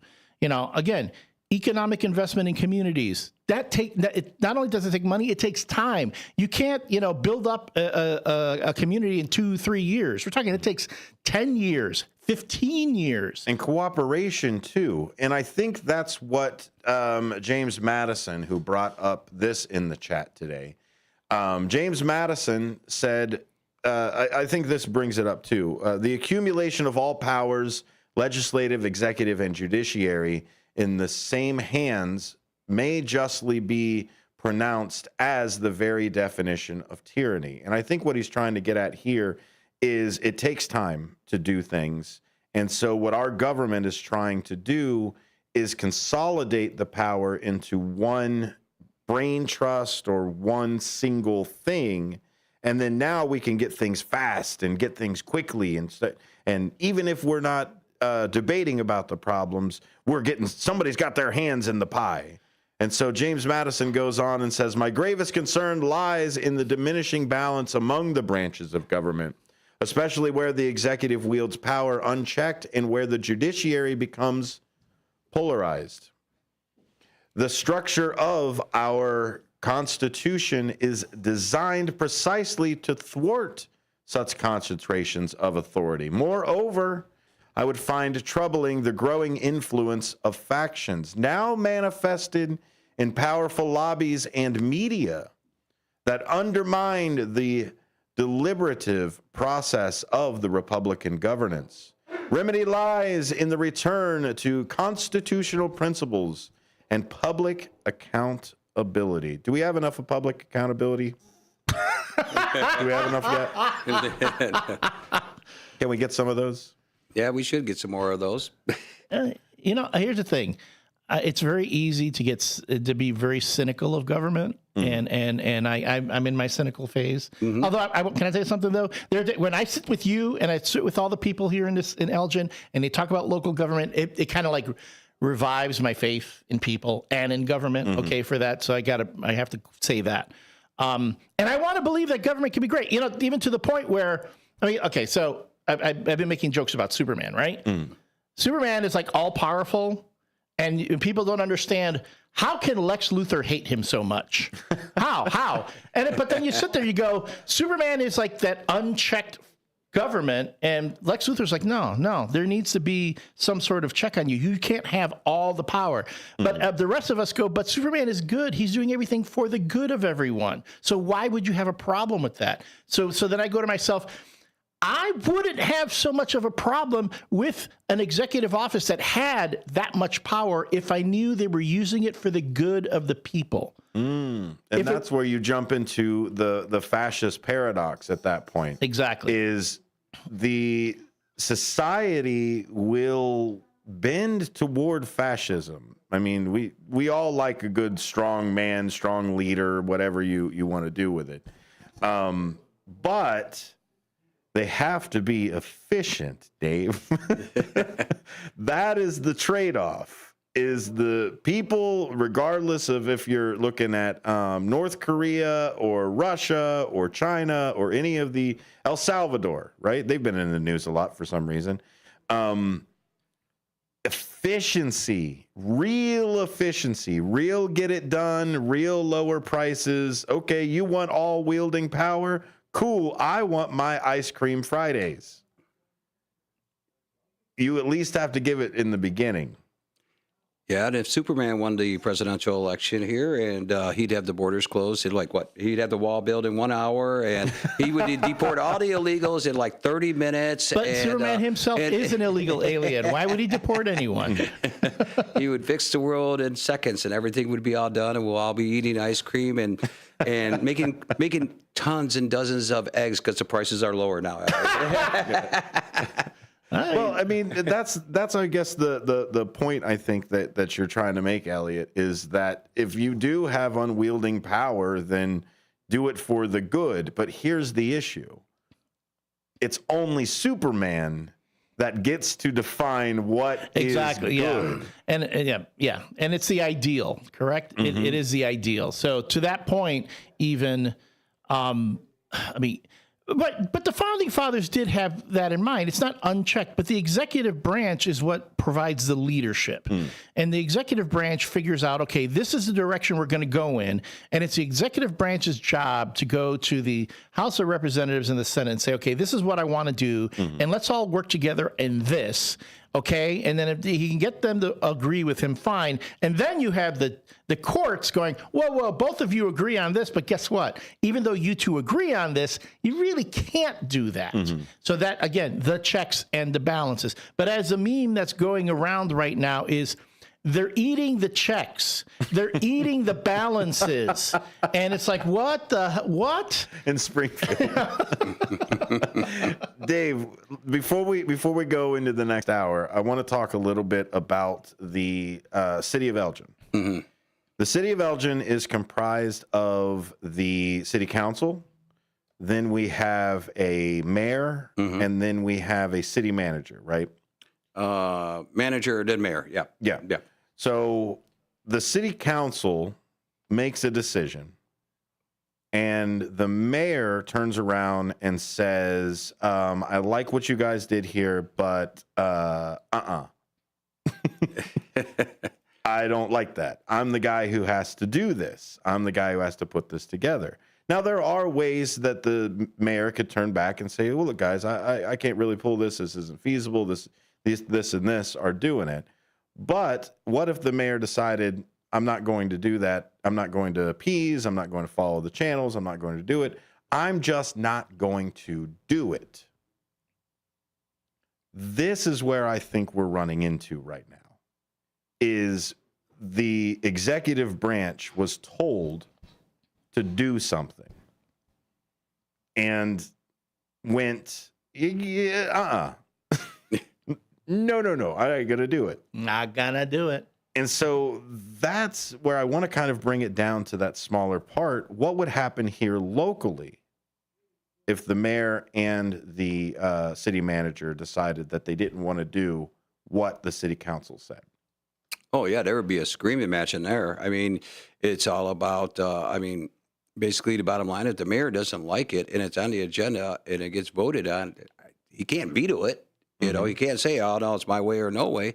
It's a smaller government. But what if he does? What if he does? And I'm sure. What's the way around that? I'm curious. And I'm sure somebody's going to, retaliate and didn't like what he did, like what's going on now. They might burn his Tesla if he's got one. I don't know. I mean, here's the he thing doesn't that have a Tesla. Don't burn his Tesla. Here's what I keep running into, is the only check after that is the vote.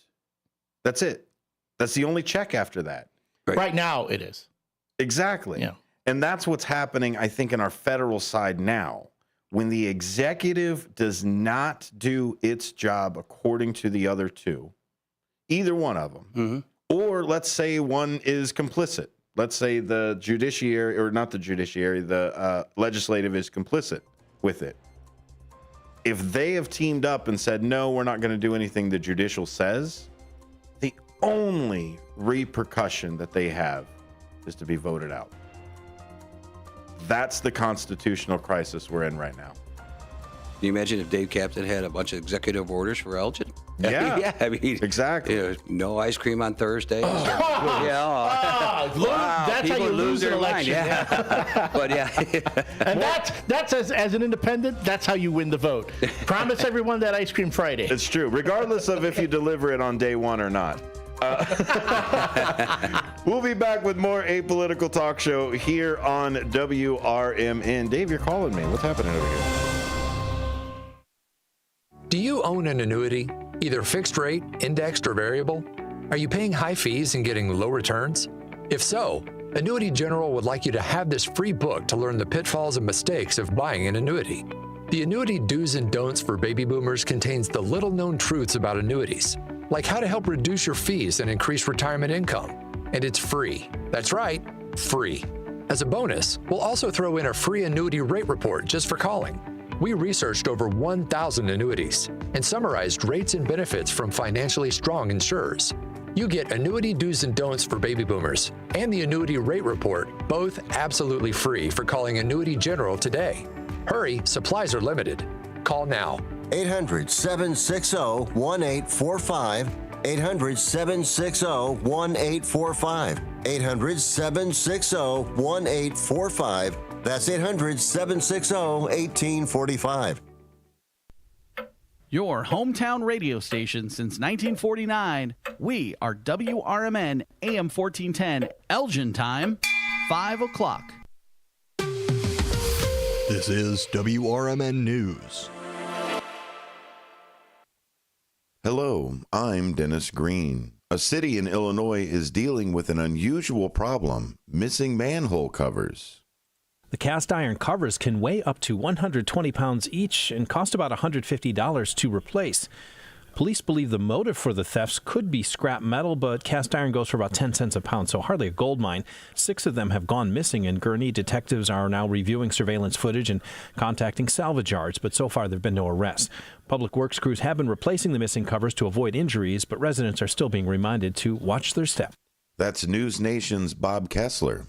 Many states around the country are looking at new ideas to close budget shortfalls. News Nation's Sylvia Snowden says the state of Indiana has looked into sin taxes. Indiana officials say everything is on the table to close an anticipated $2 billion shortfall projected for the next budget cycle. To help close the gap, some officials want to raise the rate of sin taxes by tacking new fees on popular items like cigarettes, alcohol, and gambling. The multiple measures to increase taxes on those items failed after other officials expressed concerns that the taxes would unfairly target low and middle income families and that legislators hadn't done enough to trim the budget before turning to new taxes. In addition to budget cuts, some states are looking at legalizing marijuana or new income taxes as other ways to plug budget gaps. For WRMN News, I'm Dennis Green.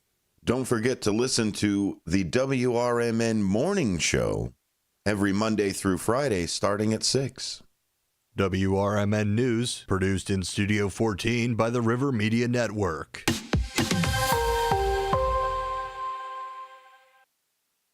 From the pages of the Elgin newspapers of 100 years ago today, these are the headlines brought to you by the Elgin History Museum. This is Alan Walters reporting the Elgin News from April 18th, 1925. Interesting facts are given regarding the watch factory.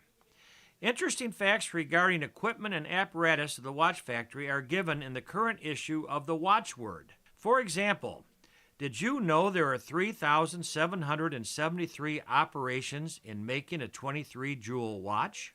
Did you know if the benches in use at the watch factory, both single and double, were laid end to end, they would extend from Fountain Square almost to Dundee? Or that if the belting in use at the big shop were laid end to end, it would follow the Fox River Trail nearly to Aurora. Are you aware of the fact that a single trip through the shop is equivalent to walking to a point 1 mile beyond South Elgin? Have you ever been told the floor space in the watch factory is approximately 13.4 acres? Major Joseph B. Caughey, whose major duty it is to escort visitors through the factory, tells us that he figures the distance he covers in one of his complete tours is 4 miles. Rather a good daily workout, don't you think? Especially when you are going up and down, in and around machinery and benches, and stopping here and there to explain this and that. As of April 1st, there were 4,216 watch factory employees, with 62 more women than men working at Father Time's plant. Elgin 100 Years Ago is a presentation of the Elgin History Museum. Be sure to visit the museum located at 360 Park Street in Elgin, open Wednesday through Saturdays 11 to 4. You can also listen to Elgin 100 Years Ago at www.elginhistory.org. This is Sarah Silver with your Fox Valley forecast. This afternoon, a strong chance of showers and thunderstorms with cloudy skies and a high near 64. Temperatures falling to around 57. Gusty winds with speeds up to 35 miles per hour. Tonight, scattered showers and thunderstorms likely, mostly cloudy with a low around 56. Currently, it is 57 and overcast. I'm Sarah Silver on the Talk of the Town, WRMN. Progressive knows when you're in your RV, you're already on vacation. That's when you become Vacation You, who just camped where there's absolutely no shade. Even though regular you burns easily. In fact, Vacation You burns too, but is too stubborn to admit it, which is why regular you gets in trouble at the dermatologist, because Vacation You doesn't do doctors. So bundle your RV with your home or auto policy and earn an automatic discount from Progressive. And spend the savings on the both of you. Progressive Casualty Insurance Company affiliates and other insurers. Not available in all states or situations. Businesses come in all shapes and sizes. Integrity doesn't. For more than a century, the Better Business Bureau has set the standards for how businesses should operate honestly and ethically. So when you're looking for a business you can trust, check to see who's BBB accredited and who isn't. Always choose the Better Business. Look for the BBB seal because it's looking out for you. That's why it's the sign of a better business. And find a better business anytime at bbb.org. Ever tried balancing a dozen eggs in one hand while hopping on one foot? Or maybe juggling cats while riding the unicycle? Sounds ridiculous, right? But guess what? That's exactly what texting while driving is like. Your human brain only has the capacity to focus on one thing at a time. So when you're behind the wheel, give driving your undivided attention. Don't drive distracted. A message brought to you by the National Highway Traffic Safety Administration, Project Yellow Light, and the Ad Council.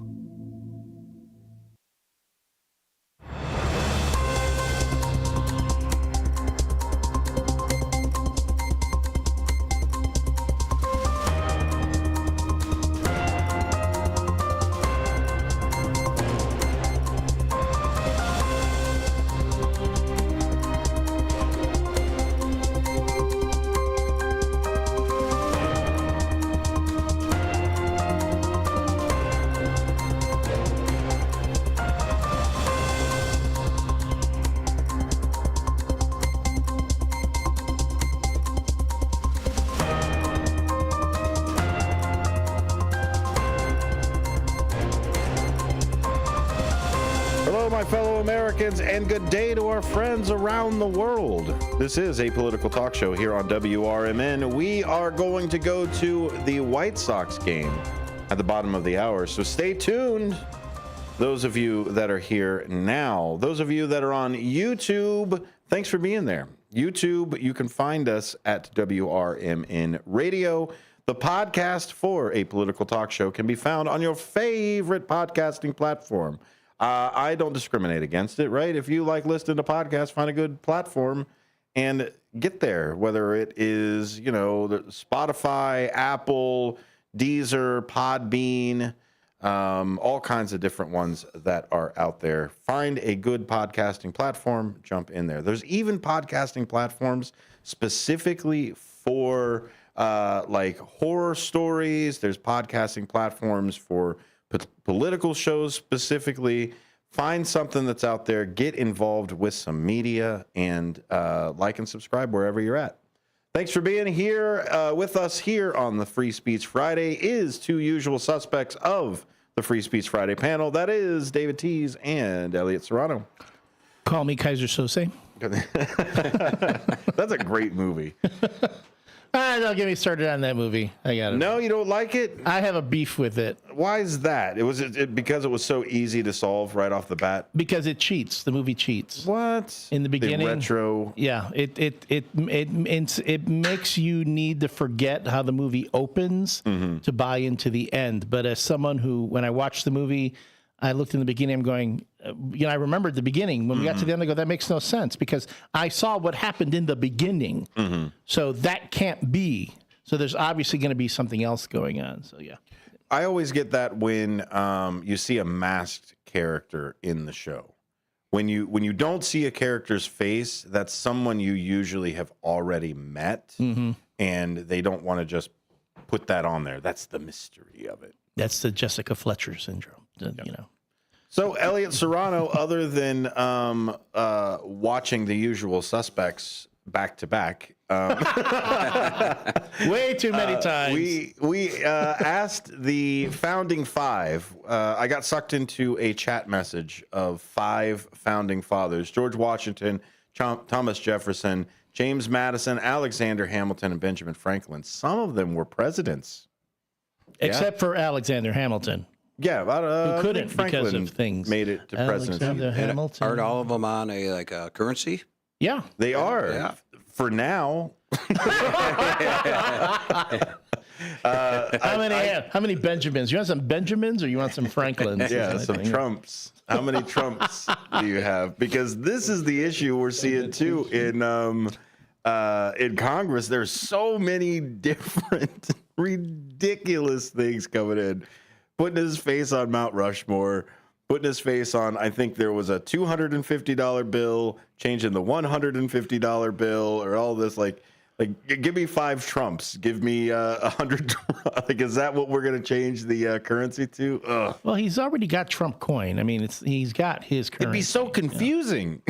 There is a Trump coin out there too. Trump coin. Yeah, it's Strump. Is it commemorative or actually? No, it's cryptocurrency. Oh, okay, crypto. He's been pushing it on the presidential account. The first lady's got one too. No, they've all got Trump coin. Okay. Anyway, yeah, it is. Can we ask the founding fathers what they think about crypto? Oh yeah, we can ask the founding fathers about crypto. Let's see here. So let me just text them real quick. You want to ask them about crypto, right? What about fiat currencies, things like that? You know it's going to be Hamilton that gets into yes, this first. I want to hear this. And does he do it in rhyming verse? It's like $150 Trump bill. That would be cool. I would like that. There's the sign. I got it today. I knew it was going to come out by saying that. I love you, David, but there are things about you I can't, man. I know. If you've got a question that you would like the founding fathers, go ahead and send it into the text line or right into that chat line. We see Brennan already there. Hi, Brennan. It's good to see you, buddy. Of course, like we had found out, it was going to be Alexander Hamilton that came in with this one the fastest. And like always, they are quite grandiloquent and lengthy, but because they got those fast thumbs, right? Yeah, is there. Alexander Hamilton, permit me to speak plainly with the candor suited to the moment. The notion of a currency unmoored from sovereign authority, as in the case with these modern contrivances called cryptocurrencies, would, in my view, present both a peculiar curiosity and considerable danger to the fiscal order of any nation. You must understand I did not labor to erect a system of public credit and national debt, for I believe the prosperity and stability of the Republic rested upon sound, uniform, and regulated currency, administered by both a central authority, namely the federal government. To place monetary insurance in the hands of the multitude, or worse, in the hands of an anonymous artificers and digital ledgers unbound by law or oversight, would be to invite chaos. Can I tell you something? As someone who has watched the Hamilton musical several times, that sounds accurate. I just found out that is from Aaron Burr's perspective. I've never seen Hamilton. Yeah, no, I didn't see it either. It's quite good, actually. I'll check that out. Good. So does that mean that Hamilton sings and rhymes, or does that mean that Alexander Burr's memories sing and rhyme? Well, it's a little bit of both, but they all do. Yeah, no, there is. And then, then you get to the part where Hamilton starts sending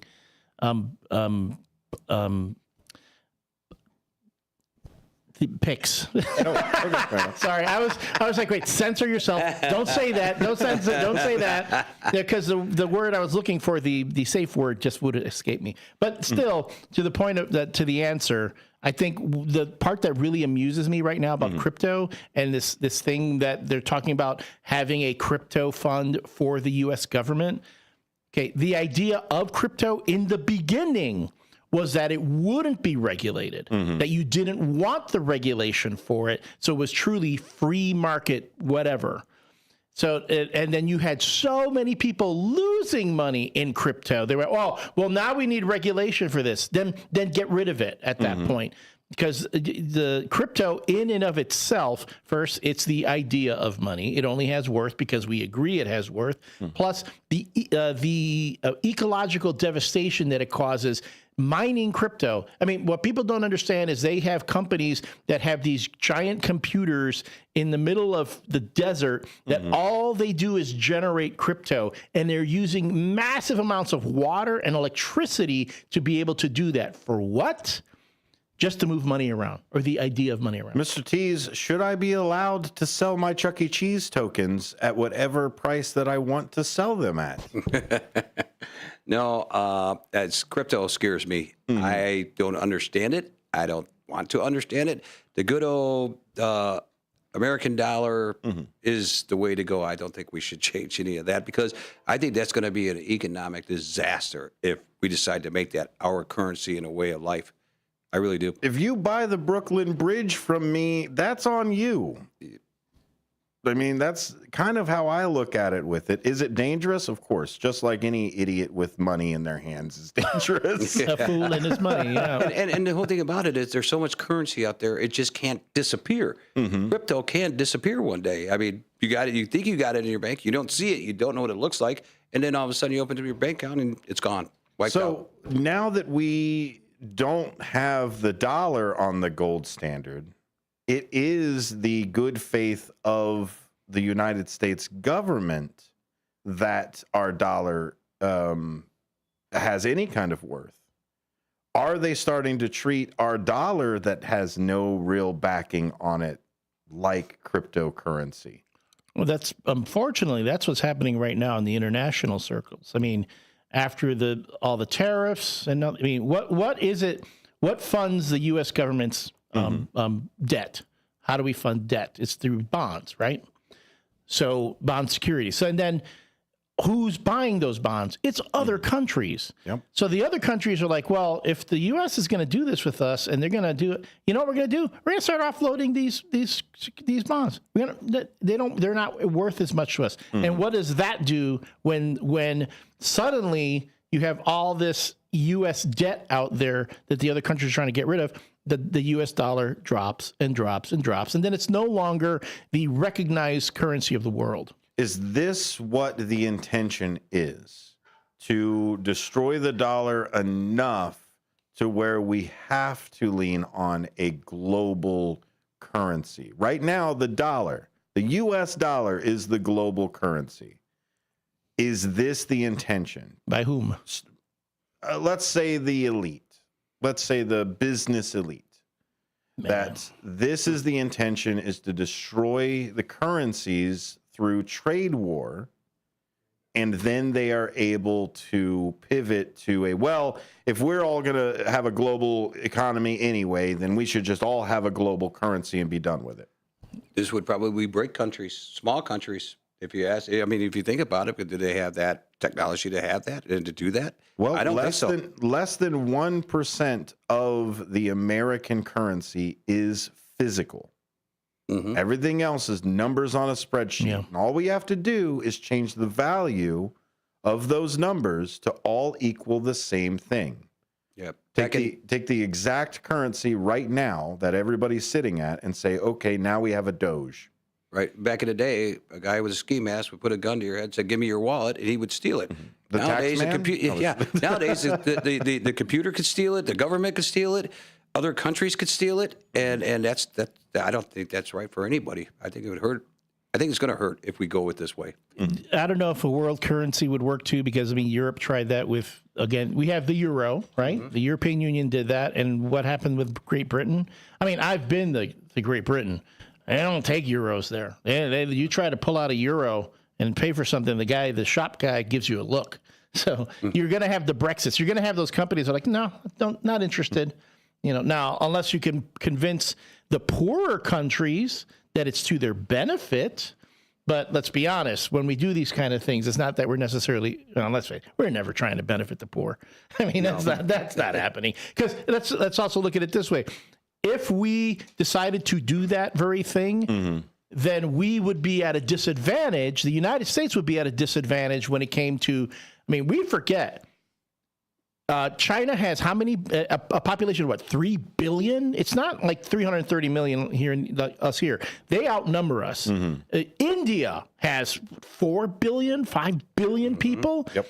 And that population is going to generate a hell of a lot more economic energy, whatever, than us here in the United States, where, let's be honest, the only way we generate money is by spending it. Yeah, we are a service side, the Mall of America, if you will. I asked Hamilton about the world currency, and he says, permit me to draw an analogy. Sure, go ahead. It's your time.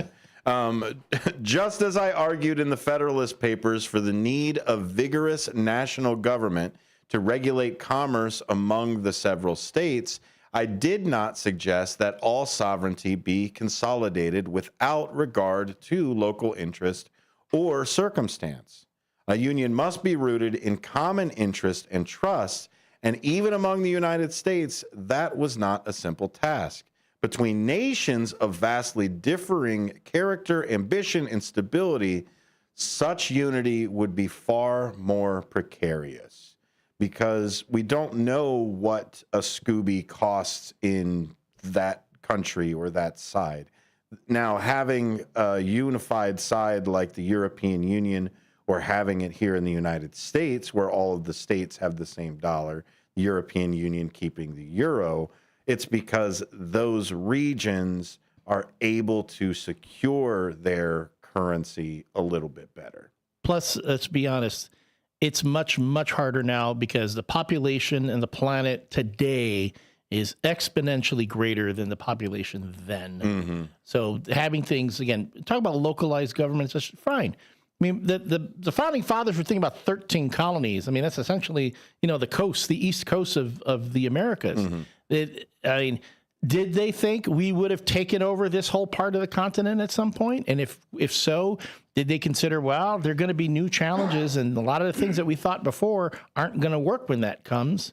I don't know. Although I would say probably not, although I know there's some folks out there who have this crazy idea that the founding fathers could see into the future and they knew what was going to happen. Flying cars. Yes. What's a car?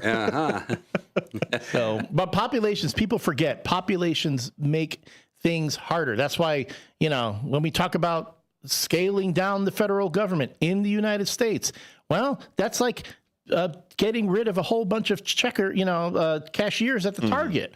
You don't want as many people working there, but now if you have just as many people or even more people shopping there, you've caused an issue. We've got somebody who knows a thing or two about international currency. Ooh. That, of course, is Cleveland Dennis. Thank you, sir, for being here. Oh, yeah, thank you. Let me turn my radio off. I got a small pocket radio I use to listen to you guys. I want to make this comment. Yeah. Kind of understanding the trade, which is done, let's not forget, between the banks internationally for converting currencies. All right? Like when we got to pay China or they got to pay us. They like to deal in U.S. dollars, which they do. But here's what I really want to say. I love what Elliot said, that he mentioned $3 billion in China, $4 or $5 billion in India. It's their spending power, right, Elliot? Confirm it. Can I say today my day was made by having Cleveland Dennis say, I love what Elliot said. Thank you. There he goes. The Elliot Wright Show is back. Okay, but in my busyness, and I always like to listen to you guys like last week, and that's another story because I'll come up with that in a minute. But what you said is the spending power within all those people in that country. Who spends more? I think it's the USA that spends more because we have more, okay? But why is that? That's the question. Well, the thing to understand, too, is that China's economy is going through a rough place right now, but, wages in China are going up. It's not like before where they say, well, we're outsourcing all our cheap labor, everything to China because it's cheaper there. That's not necessarily the case these days. Right. So with that comes, to your point, Dennis, that their spending power is going to go up. Mm-hmm. And that's so we all know about how economies work because of the flow. More flow is more power, is more perceived anything. Here in the United States, we have such a fast economy of thing gets off the boat, it is on the shelf, it is in our house, it is wherever it is quickly because of the spending power we have. Yeah. And then we recycle it and go and get the next thing, etc. So the reason we have a larger spending power is because we buy more things and we have a stronger flow of an economic system. I think to your point, Dennis, if those billions of people started getting more wages, buying more things, now that flow has now been shifted to those people instead of here. Enhanced. Now, I just want to add, that's right. But when you look at it with what we do, that those goods get off that container onto the shelves within a week or 10 days, and they're being sold. And the payment for the goods, the further purchase by the end user, all that stuff is taxed. It goes to the local governments, the federal governments, so the flow is there with cash. What they do with it from there, that's the mystery, okay? I'm not going to start or get into that. But in those other countries, it's just not the same, all right? I don't know how they collect money in China, but they've got it worked out. But in India, good luck, you know, how they get all the tax money. But here, it's a refined system where the money ends up almost immediately into the coffers. And it's not just cash like you guys were talking. It's the currency on paper. Oh, yeah, it's all digital spreadsheets nowadays, right? Right. I haven't seen them. I can only imagine them when you guys talk about them, right? I imagine them in like a big room with a bunch of dot matrix printers, and it's just loud. Okay, I did it with the dots matrix printer. I got that. Right, yeah. But who really uses them anymore? Oh, no. The federal government in my head. Yeah, you're right. You know, I'll tell you a quick story, real quick. I had a customer come to us recently, and they said they design molds, plastic, for producing plastic products out of from the machinery. They design the mold, they ship it here to the U.S., and it's into a shop somewhere where they're making items and so forth and so on. And so I had to go to my entry writer and said, okay, what's the latest duty?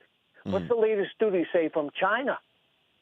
And they come back and they said, okay, they listed it in the customs, what we call the harmonized code numbers in the customs tariff. The first item listed is shoemaking machinery. I fell off my chair. And this other machinery where you're making stuff out of the mold through the machinery here. But I said, who in the world imports shoemaking machinery anymore? So people are bringing things over. At least I think the first people that are going to strike are the small business. I think they're the first ones that are going to capitalize on this. Not the big guys. It takes them too long to get over here. But that is encouraging, Dennis, to hear that. Well, I'm just surprised by the fact that the U.S. Customs still has a tariff that says it's like 10% more for shoemaking machinery. And I looked around because I used to be in the shoe business from Brazil in the early 90s, bringing in shoes made in Brazil. And then my guys down there told me we're losing business to China. This was like in the late 90s. Well, I mean, you would hope there would be some incentives on bringing some of that equipment over here if you want them to build factories. Dennis, we've got about 60 seconds until the socks fire off. I want to wish you a happy Easter. Happy Easter to all, but who here would even import any shoe-making machinery? That's the question. Anyhow, I want Elliot to call me. I got a sales lead, Elliot. All right. Excellent. For shoes. My number. We have another shoe guy. Happy Easter. Yeah. Thanks, Dennis. Apolitical Talk Show is wrapping up. Thank you all for being here. Thanks for listening. Thanks for being a part of the show. Find the Apolitical Talk Show podcast on your favorite podcasting platform. We talked about taxes. That was the last one that was posted over there. I think this one will make it to the feed as well. Thank you all for helping me reach the top 50%. I beat out 2 million podcasts this week. Yeah, that's quality, folks. That's quality. There. All kinds of good stuff out there, too. Don't forget, Somebody Knows Something from the local Elgin Police Department is also sitting at 1.5%. Good stuff. Hey, here's some socks programming. White Sox baseball is on the air.